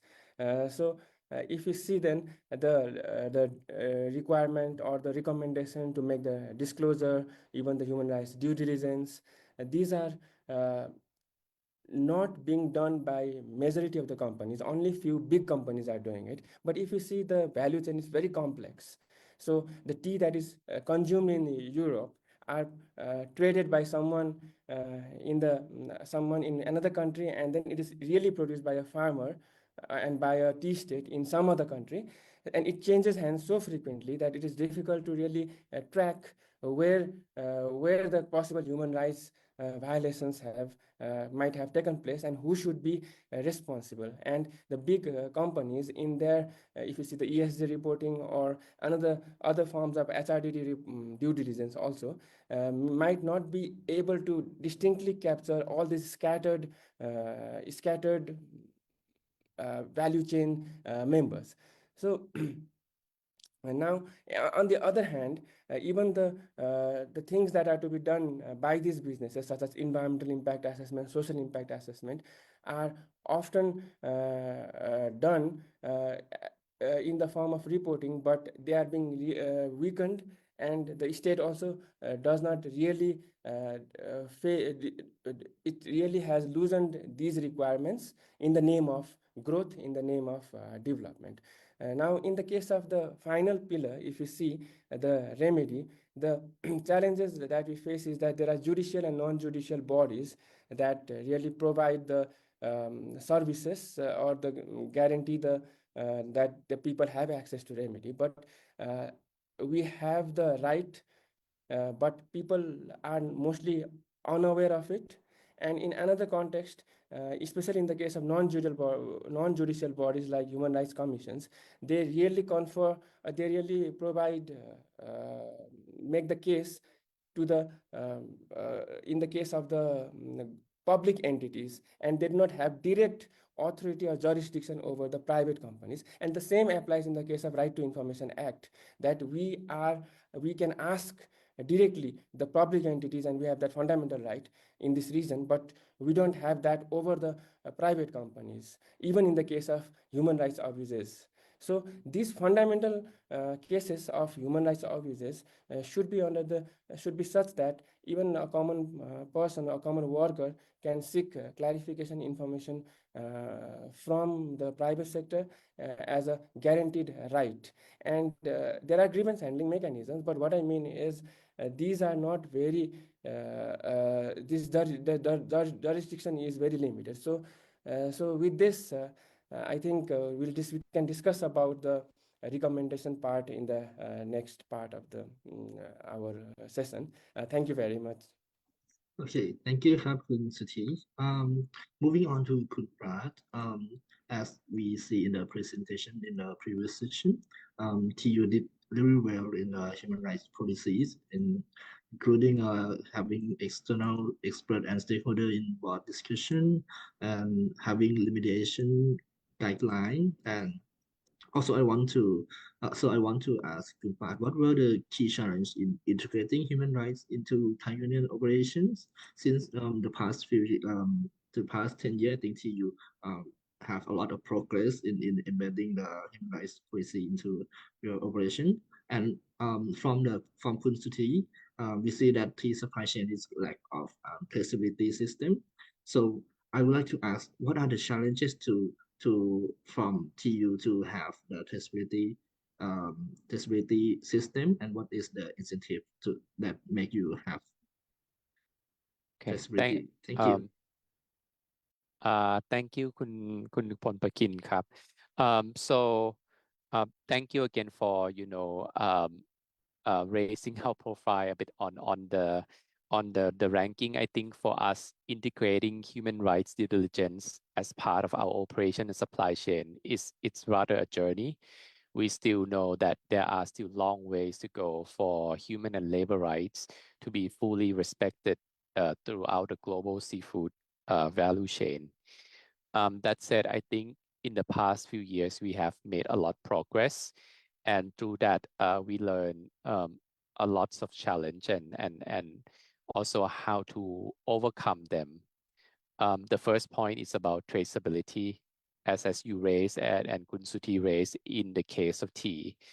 Traceability, ability to know where your products and service come from, which workers, which humans touch those products from the origin, down to fishing ports, down to farms, down to processing factories, is still a challenge in many corners of the industry, not just seafood, but also garments, electronics, foods, a lot of things. And without knowing where your goods, your raw materials come from, it's hard to know what types of human rights impact and violation take place when you don't even know where they come from, right? So I think the first challenge and lessons also for the business here is really invest in knowing your supply chain, invest in knowing traceability, and ensure that your traceability system is robust, is able to capture where your supply is from. So that's the basic foundations. The second challenge that we often face um, while working on integrating HRDD is also related to the smaller business that are in the supply chain. For a big business like us to succeed in implementing HRDD, we have to ensure that the suppliers down to the first tier also, come along the journey. They too have a role to play to respect human and labor rights in their part of operation and the sphere of influence. And it is often the case that SMEs in certain regions or countries may lack awareness about what HRDD is. Actually, not even about what HRDD is. Some of them may even lack understanding of about their obligation under the local human or labor rights related law. Like you would see, for example, that some suppliers don't know what the Thai labor law would say, would obligate them to do with respect to workers. So, even that basic understanding, right, is very important. And here, the roles of big business like us is to build capacity and educate those suppliers along the way. So you just can't say, well, because the SMEs in the supply chain don't have knowledge about HRDD or local laws, labor laws, and whatnot, you can't just cut and run. It's in your power and ability to bring their suppliers and improve their performance along the way. That links to the third challenge also, is about the lack of strong regulation on human rights or labor's protection. Or sometimes you have a country with strong regulatory and legal framework, but weak enforcement of it. So where in those contexts where enforcements or the regulation it's quite weak, for example, if you have a good law, but there's no like poor labor inspection, for example, then you tend to have more risks in the supply chain. Because if the legal enforcement is already very good, then the risk in supply chain of labor rights violation should be relatively low. So when with such high risk, sometimes then it's actually a lot of risk to the big business, right? That have those things in the supply chain. So that poses a challenge to large business, right? Like us. So to do that, to overcome that kind of challenge, it's important to advocate to the governments. You have strong laws and regulations in place to enforce them, and also really to work with industry partners, like sometimes it's your competitors, sometimes it's industry associations, to raise to them that this is not only a risk to your company, but it's also a risk to industry. So that way you can kind of have a champion and then have partnership for them for you and these players to act together. So with that, I would like to end my circle first round of answer. Okay, so we will move on to the second round. Our second round will focus on collaborative approach and policy alignment. So since Prad mentioned a little bit already about working with partners and about the lack of regulation in the countries, so can you give a little bit of advice to other private sector, both in a large and small scale? How can they integrate human rights policy in the responsible in their supply chain? And do you have any expectation from other stakeholders, including government that you mentioned that lack of regulation, or like international organization or civil society to help promoting responsible supply chain? Yeah, thank you. So I think there are two broad questions there. One, I would answer the first one first on the advice to large or and small business in implementing HRDD. So first, coming back to the first answer to my answer to the first question is about traceability. So first as why is invest in traceability. It's a basic foundation for you to be a good citizen, to conduct HRDD or any, let's say, environmental due diligence as well. Second point is advice for large business. Large business have an important role to play to bring along SMEs, smaller business in their supply chain or the value chain to build capacity, to also support them, whether financially in kind, for them to be able to do HRDD, for them to understand the topics of human and labor rights. So also, it's not only about capacity and education. It's also you have to provide material incentive. You have to be able to let's say make it a business case, that it's a business case for SME and suppliers to do the right thing, because otherwise, if you just do a training but you don't provide them with business reward, it doesn't make a lot of business sense for them to do that. My third advice to business is that don't try to tackle complex problem alone. There are certain things that that is going to be within own's business power and influence to make a change. For example, addressing grievance for your own workers, right? But there are some challenges that it's not going to be possible to work alone. You're going to have to advocate for government, or you have to work with industry partners. So don't try to work alone, work with partners. And sometimes when you don't have enough knowledge on human and labor rights situation, it's good to tap CSO partners because they're already on the ground. They would know the situation well. They might know about issues that you don't know in your operation and supply chain. So that's the first question. Answer the first questions. Can you repeat the second question again? Yeah, second question is what are the expectation or recommendation for other stakeholders such as government regulators or even international organization like UNDP or civil society to help TU promoting responsible supply chain? Yeah, so I think many stakeholders have a role to play to support and educate business on the issue of HRDD. So not just us alone. To reframe the question, so government regulators have a really important role to play if they can ensure strong labor and human rights protection regulatory framework that already goes a long way in supporting business to do HRDD. Second, CSO and international organization have a lot of expertise. They have a lot of resource, so they can work together with the business. And lastly, on the role of other business at the top of the value chain.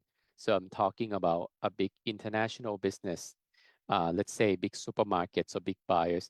They have also a role to play to enforce HRDD on suppliers and also make it a shared responsibility and share burden. Because sometimes to do HRDD, it means it's going to make products maybe more costly. So the big buyers have a role to play to make a business sense for the smaller business in the supply chain to take care of the issues.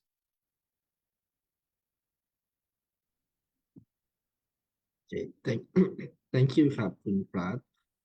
Since Kun Prad mentioned a little bit about collaboration with partners and stakeholder engagement, so Kun Panupan also shared his thought in the chat box that some company conduct that stakeholder engagement by sending survey to business owner only, so they will just check it like, okay, we already did this and it is come out okay and publicize that they have complied to stakeholder engagement principle already. So I would like to ask T, is that also the case of South Asia that stakeholder engagement is not effective and being like a checklist only? And from Kunpat point, do you think CSO can work with the big private sector, big companies to fostering a responsible supply chain? What do you expect from them or other stakeholders to promote responsible supply chain? Thank you, Ken, for the question.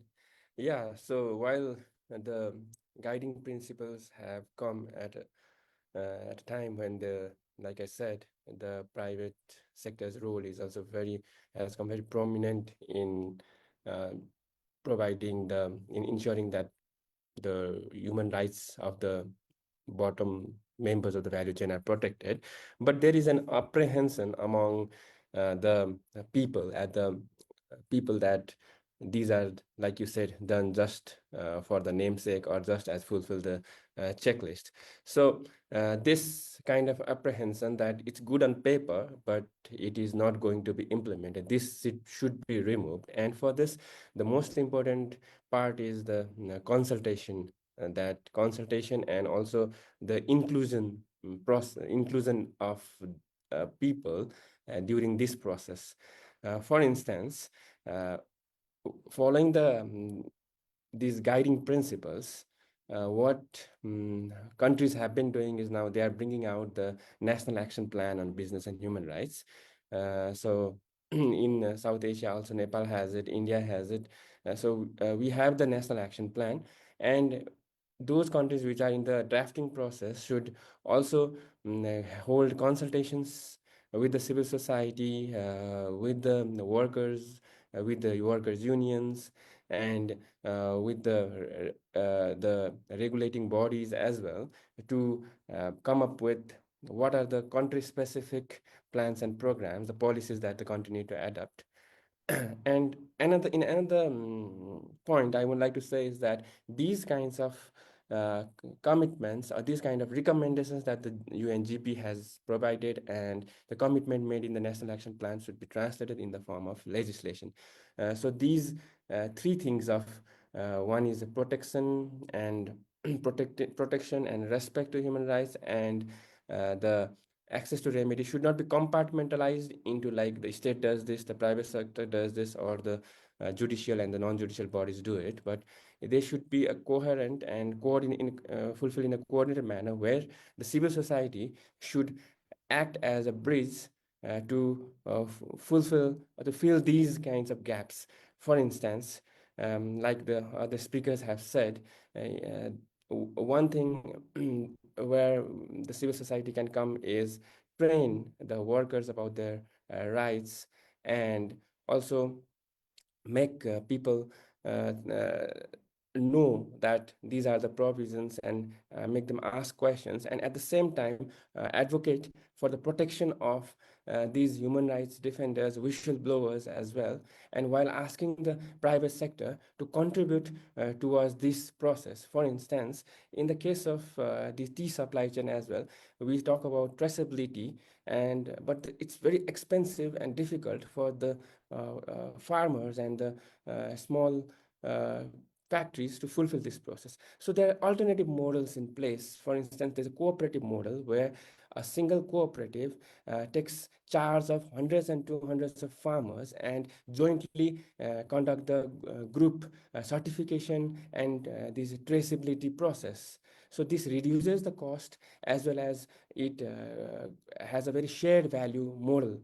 So, these kinds of models need to be further taken as examples where the cooperation is really possible and civil society can really bring about an awareness and spread information that the trust in these processes are equally important, and all the stakeholders fulfill their respective responsibilities. I would like to stop here right now. Thank you.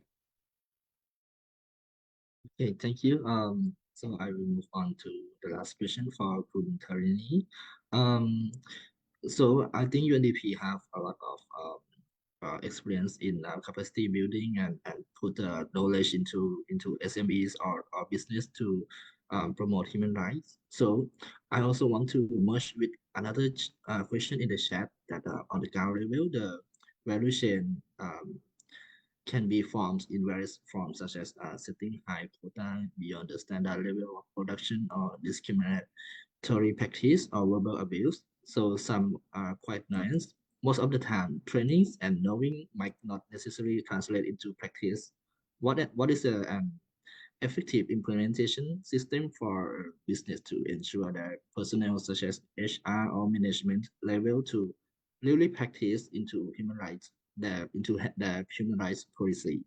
And same with other panelists. What are the opportunity, expectations, and recommendation for other stakeholders to promote responsible supply chain? Thank you, Kapun Ken. To address the first question, is actually reading throughout the comment is really good, and many the two speakers already addressed some part of it. To answer the first comment regarding the recommendations on the HRDD process. By definition, the HRDD is an ongoing process, so there is no standardized formula for the process. It depends on the company operations and context. For this industry, for the labor incentive, of course, the labor risks must be the priority for the company to address. But when it comes to other industry, for example, the IT company, maybe the issue of rights of the customer, privacy would be the salient issues. So something like this that company need to consider. And there always be the emerging issue coming up year by years throughout the process of operation, not only in the own operation of the company, but also on the supply chains. So the key point is that the company need to revisit the process of risk identification to ensure that they stay up on the trend by using the testability tools and other relevant mechanisms within the operations. So I also would like to highlight the role of civil society, because today the word human rights defender coming up a lot in our conversations. I think it's very important that we need to engage with the civil society organizations at UNDP. Now we are currently working in a new project called Agent of Change. We work specifically with the media and journalists to ensure that this group will have the power to drive the responsible business practices in Thailand. So we will engage and bridging the gap of these two stakeholders with the company and also the policy maker to ensure that their voice is reflected in the policy making process. So every regulation relevant to the BHR, we're trying to have them to be part of the conversation with the policy maker. So this is actually linked to the second questions about opportunity. From my point of view, I think Thailand still demonstrates a good leadership on the BHR agenda. Now we already have the National Action Plan on BHR, which Thailand is the first country in Asia Pacific. And now we are currently entering the second round of the implementation on the NAP. However, we still need to accept that there is still no legally binding conditions from the NAP toward the private sector. So this will lead to the room for improvement that the government is now considering to make another step forward to make it mandatory for some business sector, especially the large corporation that already have the HRDD and human rights practices in place. So now it's still in the process of development and drafting the registration. So following the journey of the European Union that they just adopted the CHRB, so we expect to see more strengthened law and regulations in Thailand in the coming years. And also another regulations that worth mentioning here is the one report requirement, which is the ESG mandatory reporting that being introduced by the Security and Exchange Commissions, the business regulator for the Thai listed company. They already have make it into enforcement 2 years. So and we have seen a good response rate by the listed company. And the human rights criteria is actually form part of reporting, meaning that the Thai company that listed in the stock market will need to report their human rights performance. Even though the word of the human rights due diligence is not popping up in the reporting criteria, but the Security and Exchange Commissions will make it more stringent, and now it's in the process of reviewing the criteria, make it in line with the international standard. This also similar to the ESG reporting, the performance standard, which many companies, especially the big one, participated. So now the business regulator in Thailand now reviewing the criteria to make it more strengthened for the human rights section. So I think this is still the opportunity for engagement if we have the big corporation on board, like reflected by Khun Prad earlier, that the big corporation have a role to play. So we can leverage the power of big corporations to ensure the commitment throughout the supply chain. So I think this is a very good opportunity that we come together and reflect our concern and how we can move forward to ensure that everyone, will be included in this business and human rights agenda. Thank you. Thank you. Thank you, Khun Tarinee. So we are moving on to the third round. We will have around 25 minutes to answer the question from the chat box. I would like to share some comments from Khun Panupan. He mentioned that from his experience, many companies do pick and choose what they want, what they are comfortable to do, with and neglect something that may create controversial topics. And he thinks that the policy and procedure must be clear to ensure there is no overclaim from private sector which jeopardize the overall of BHR. So I think it's linked a little bit to the point from Tarinee that the one report or the transparency and report and monitoring is very important. So I would also like to ask, is it going to help if we have mandatory registration? Will it solve the problem that the company pick and choose and might overclaim if we have better reporting system and mandatory registration? Thank you, Khun Ken. That's a very good point that I would like to address this question. Also, I used to work at the corporate consultant, so supporting the company to set up the process. And many occasions that we found a lot of challenging situation where the company deny to disclose the salient issue, which might be impact to their reputations.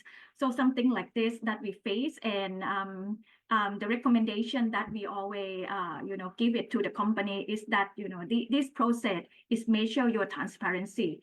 So by definition, the HRDD process is aimed that you knowing and showing your responsibility.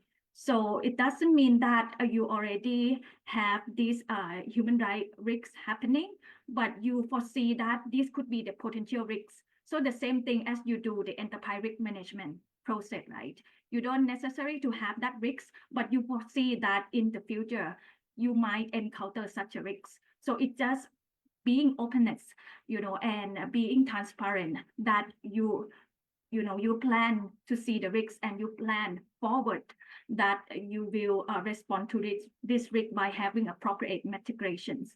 So I think this is very crucial concept that we need to communicate to the private sector, that it doesn't mean that you associate with the risks or you committed the violation already, but it's just like a forward looking.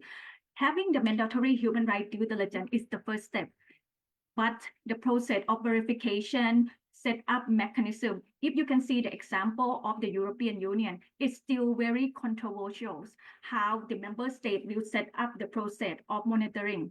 So this will be the question for the Thai government as well, how we build the capacity of the responsible agency. Do we should set up the verification center like the other standard setting like ILO to monitor the practice of the participating company? Or we should build the capacity of the civil society organization, like everyone have a room to play, like the normal citizen. Just a very simple situation that we're facing right now about the air pollution crisis, right? We can see the movement of the normal citizen that reporting on social media, right? About the quality of air pollution and where it's polluted. So something like that we would like to see in the future, that everyone have the responsibility to monitor the practice of the company, to making sure that they are responsible enough for the society and to our planet. Thank you. Okay, we have a great question from Kun Sipong.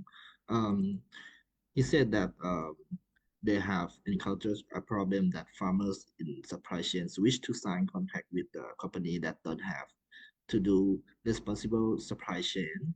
If government don't make HRDD mandatory, we will continue to see this problem going on and on. So I think it's a good comment. And I would like to know, is that also the case of the union? Do you think you agree with Kun Supong? Thank you for the question. So I think making HRDD mandatory is the first step. It's going to help nudge the company to pay more attention to human rights issue. So I think it's going to help, but it's not going to sufficiently completely solve the problems, I think. Because then, even if it's mandatory, how would regulators check and verify that they actually do HRDD? Like, what are the standards that this is sufficient HRDD? Is sending survey to stakeholders enough? Is audit enough?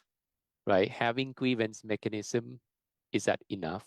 Right? What are the standards that law enforcement have to look like on? Okay, to say that this company already do enough HRDD, these companies are not doing enough. And I think regulators and policymakers have to really have clear definitions and standards, right? Otherwise, you would have, I would say you have many companies that claim to do HRDD, but one is doing much, much more than the other and more comprehensive and more aware about the risk to human rights. So yeah, I'm supportive of mandatory HRDD, but that alone, it would not be enough. Okay, and we also have another question. I think you're the best to answer this. In company perspective, what are the best incentives would be for a company to initiate human rights due diligence? I'm not sure this is for the large company or small company, so maybe you can answer in the both perspective. Yeah, so the best incentive would be to reward companies that do HRDD, reward them commercially, and do not reward the companies that do not do HRDD. Be willing to pay more for products and service being provided by company that do HRDD. That will make the the business case. Yeah, thank you, Kun Prad. Maybe Kun Suthi, do you want to add something, or do you want to give some thought on comment on Supong also, because I think I'm not sure what is the case of South Asia. Is it going to work if you have human rights due diligence mandatory? And do you happen to know what are the best incentive for companies to have to initiate HRDD, or in your case the farmer to initiate human rights due diligence? Yeah, so first, I would like to say like there are some big companies that have these HRDD practices being conducted, like Unilever, Dilma, and all that in the tea sector. So we do have the companies following the HRDD process, and the incentive for them, from our perspective, is that the brand value that they have, and when they follow this process and they are more like be able to establish themselves as a very sustainable company. And in another sense, there's also another incentive that they also export their goods to the European market. And you know all this, like there's a EU CHRB coming up that is going to be applicable in stages to several companies, and from our region also. Some companies might be, although still not, but might be the ones who has to abide by their rules. So in that case also, that might be a thing that should be done. Now, another question regarding whether it should be mandatory or not, and connecting it with the issue of incentive, what I would like to say is, like, there are, like I said, there are several small companies, SMEs, MSMEs, and even below them there are farmers and who have set up small factories. So to what extent they know about HRDD, and to what extent they can abide by it.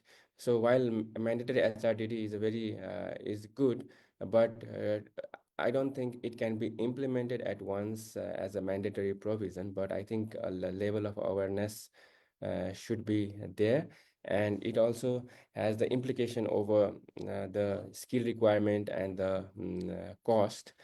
And in most of the cases, these companies are small companies that they do not have such brand value, and they are not very highly likely that they will undergo a very rigorous process of HRDD when it is even made mandatory. So what I mean is, like, HRDD should be something like they should be first given some capacity building and capacitated and trained, and they should be made aware about it rather than imposing it.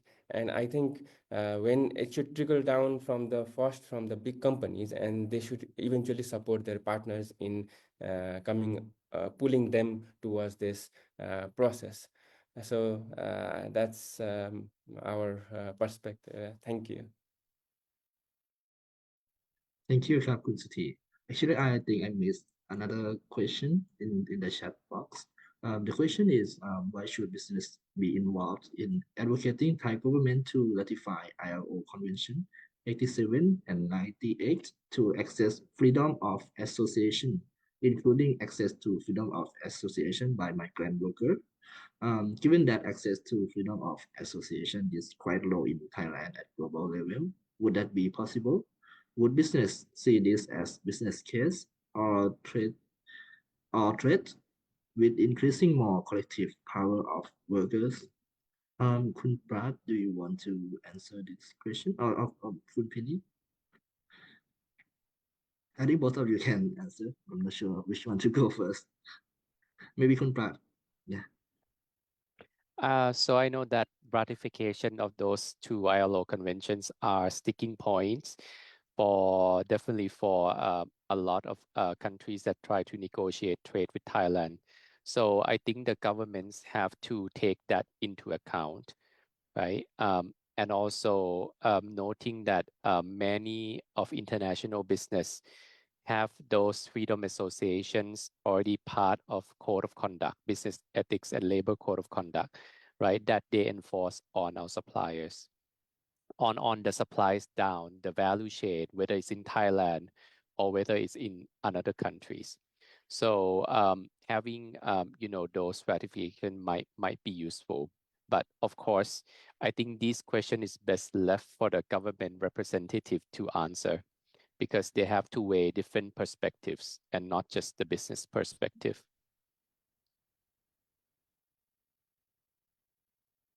Penny, do you want to add? Yeah. Maybe I share my thought a bit about this. It's always this question coming up when we talk with our donor, especially with the EU, with the Swedish government, because it's kind of like a concerning issue for them, that Thailand still have the gap in terms of ratification of the remaining ILO conventions. So my simple answer is that it's become a norm that we should have the power, give the power for the worker to raise their voice, even though we already have the process in place in terms of grievance mechanism, but it's different things. So when I talk with the company about integrating these rights for the worker, right? A lot of business still have a lot of concern on this, but for the government side, of course, I'm not in the base position to answer this, but from my experience working closely with the government, I would say that there are some movement within the effort of the government in order to closing the gap. So in the second NAP that we are currently implementing right now, there is the specific clause or the plan of activity under the labor chapter that the government will conduct a series of consultations with multi-stakeholder to come up with a plan for ratifications of the remaining ILO conventions. So we still can see some movement of the government that they are aware that there is a gap that they need to comply with the international expectations. And Khun Prad also rightly mentions about the pressure from the international community. If you want to do the trading with the country, especially from the west side of the world, they already upholding this social norm standard. So you will need to practice the same. So I would wrap up my answer like this, and over to you, Khun Ken. Suthi, do you want to add anything from Khun Penny and Khun Prad? Yeah, freedom of association and organizing should in fact be one of the fundamental rights of the workers. And in this case, like I said, the trend is that it's in South Asian Asia also, in this region also, the state is becoming more and more stringent on these issues. And like I said, with the changing form of industry, for instance, in the case of tea also, it's becoming also difficult for the workers themselves to organize. So while the businesses also have their own grievance handling mechanisms in place, that is also emphasized by the UNDP. But it's not any substitute for the tripartite negotiation and the freedom of association that workers should have and should engage in. So I think that the major issues concerning workers should be discussed in a tripartite form with government, the private sector, and the workers' association. And for this, the workers' associations, the freedom to associate with association and with in the form of a group is a must. Yeah, thank you. Thank you. Anyone have any question? You can turn on microphone and ask the panelists directly. Oh, okay, I think we have one more question. He mentioned that he thinks for small enterprise that government should ensure that they adhere to existing labor law if implementing HRDD is challenging for them. Implementation of legislation by government officials such as Labor Department is still weak, giving favor to business under the pretense of economic development in many countries. And I think he shared his thought on that. And if anyone want to reflect on that thought, I think it's fine. If not, we can wrap up the session. Anyone want to reflect on that thought?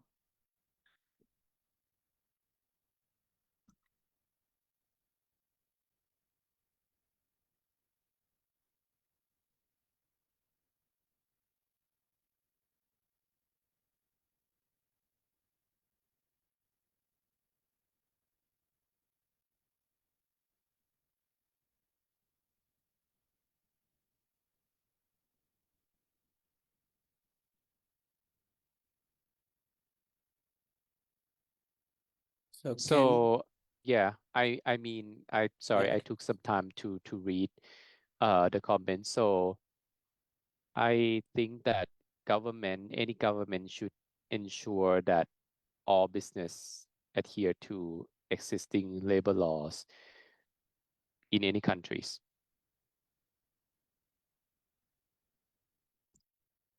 Yeah, so do you want to add yeah, something? I just want to I just have a comment rather than a recommendation. But what I mean is the labor laws, like I said in the beginning, also are not very equipped with, in this reason, also not equipped with handling the situation. Like for instance, in my country, Nepal, suppose we have this relationship that the ILO right now defines as the dependent contractor relation, right? Suppose in the case of garment, the work is contracted to some women at homes, and they perform it and give back to the same suppliers, the same one who gives the contract. So in this case, they do not have much freedom, but now when they are recognized as dependent contractor, and whether labor law is applicable to them or not. So this is the major such new forms of work and new forms of new places of work are now coming up and have come up, and they have been functioning. So how to make how to give the recommend the government to recognize these forms of work in a very discreet and in a very proper manner. For instance, like the labor is such that whenever there's a relationship between capital and wage, then they should be recognized as a labor. But does labor law really see that? That's one of the questions. And I think the only solution would be the legislation should be updated in all the countries in response to that. Thanks. I share my thought a bit on this comment. I think that the compliance to existing law, the labor law, the environmental laws are the minimum requirement that the company have to do it. It's the company obligation to not break the law, but the HRDD process, I would like to, trying to convince the company that is the tool that the company can use to support in the risk identification and plan for the mitigation measure to mitigate the impact of the risks. So trying to see it that as similar to the corporate risks, that you also have the process to prevent the impact from that identified risk as well. So trying to combine it together and adhere the principle of UNGP as the evaluation criteria.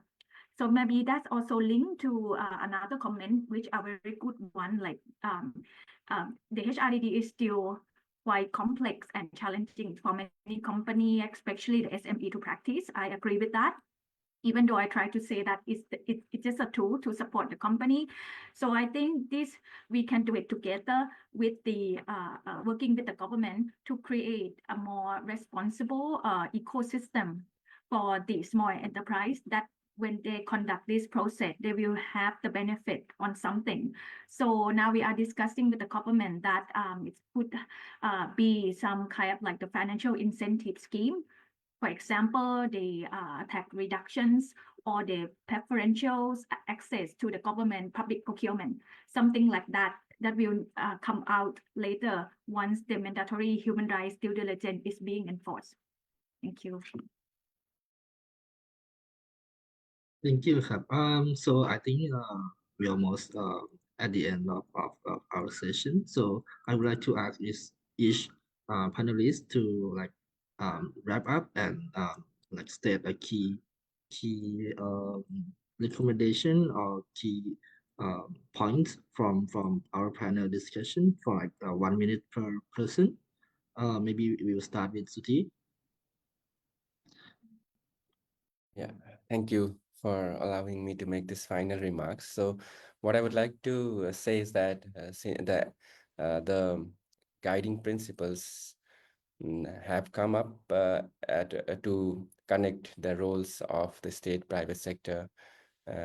And now for the important part is implementation, and for it should be enacted in the form of legislations at the country level through the country process by following a very good participative approach.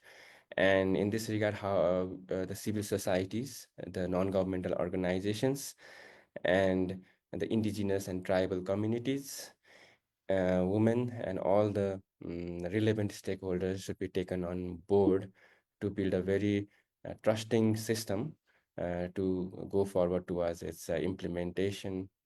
And the SMEs and small firms should be really taken on board, as well as they should be supported to abide by the legislations coming from these principles. Yeah, thank you.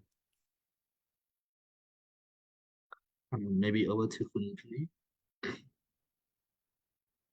I think my last word for this conversation, I think it's very good that we are come together, right, to find the common solutions and also recommendation. And today we are listening to a different perspective from the company, from the civil society, and now from the international organization. I think it's the good way that we trying to come up with the constructive suggestions. And for UNDP, we still play a role as the convener to bridging the gap between different sectors. So for example, in the NAP, the second NAP, now they are entering to the phase of evaluations. The NAP is actually highlight the plan for thematic area for the labor rights, environmental rights, and community rights, human rights defender, and the last one on the cross-border investment. So there will be a series of consultation to listening to your concern. We open for the public feedback on how the government can improve this process further, and UNDP will making sure that everyone is included in this agenda.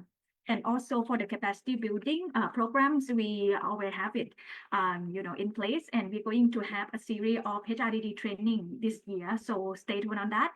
And in addition to this, another last word for me, this year we will be working a lot on the specific issues on BHR, for example, on the modern slavery and human trafficking with the financial sector. So there will be trainings and also to development to support the financial sector to address these two thematic issues, which is a lot, very critical to Thailand context nowadays. The issue of scammers, which is related to the financing of the business operation, something like that we're going to talk about this year for UNDP. Thank you. Okay, for the last one, over to you, Prad. So I would leave my last words on advices to many peer business that want to try to HRDD. HRDD can sound like a complex thing that you have to tackle, and it is to do it throughout your operation and supply chain. So my advice is to start small and expand your reach and your influence and your action as you go along the learning journey. So start, I think, by into your own operation. Look at the rights of workers, of employees that you hired, and looks around the communities where you own and operate, right? Where the negative impacts could be. Invest in your grievance mechanism. So your workers, your employees, and communities surrounding where you are can speak to you when they think they face potential human rights violation. And then as you start your journey, and as you more mature in your journey, then start to tackle issues at the supply chain and value chain level. So start small, but make sure that you always progress along the way. Okay, thank you. So I think that that wrap up our session already. So thank you everyone for attending this panel discussion. Thank you Khun Tarinee, Khun Prad, and Khun Suthi so much. And also thank you all the participants for attending our event. But don't quit just yet. We have feedback survey for you to fill in. Maybe Khun Min can share the screen. Also, for more insight, please visit our website in the South Forest or Pasara website, where we will be published mid-February. And if you are interested in CHRB criteria, please visit World Benchmarking Alliance website also. So everyone, please fill in the survey, and your feedback is a gift to us. Thank you. ขอบคุณคุณป่ากับคุณพินนี่มากนะคะครับยินดีครับ Thank you Thank Suthi you. Thank you. Thank you.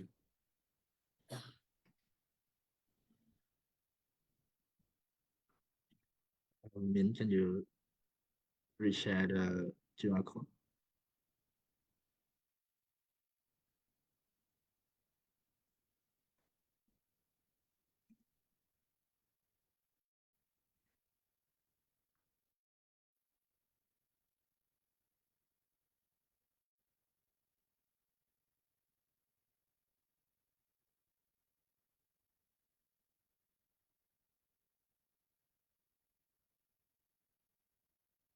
Recording stopped.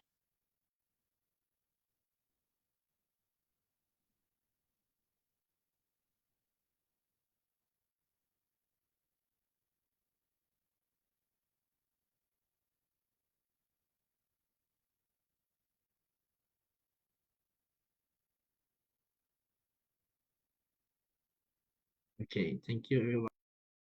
We are closing our Zoom now.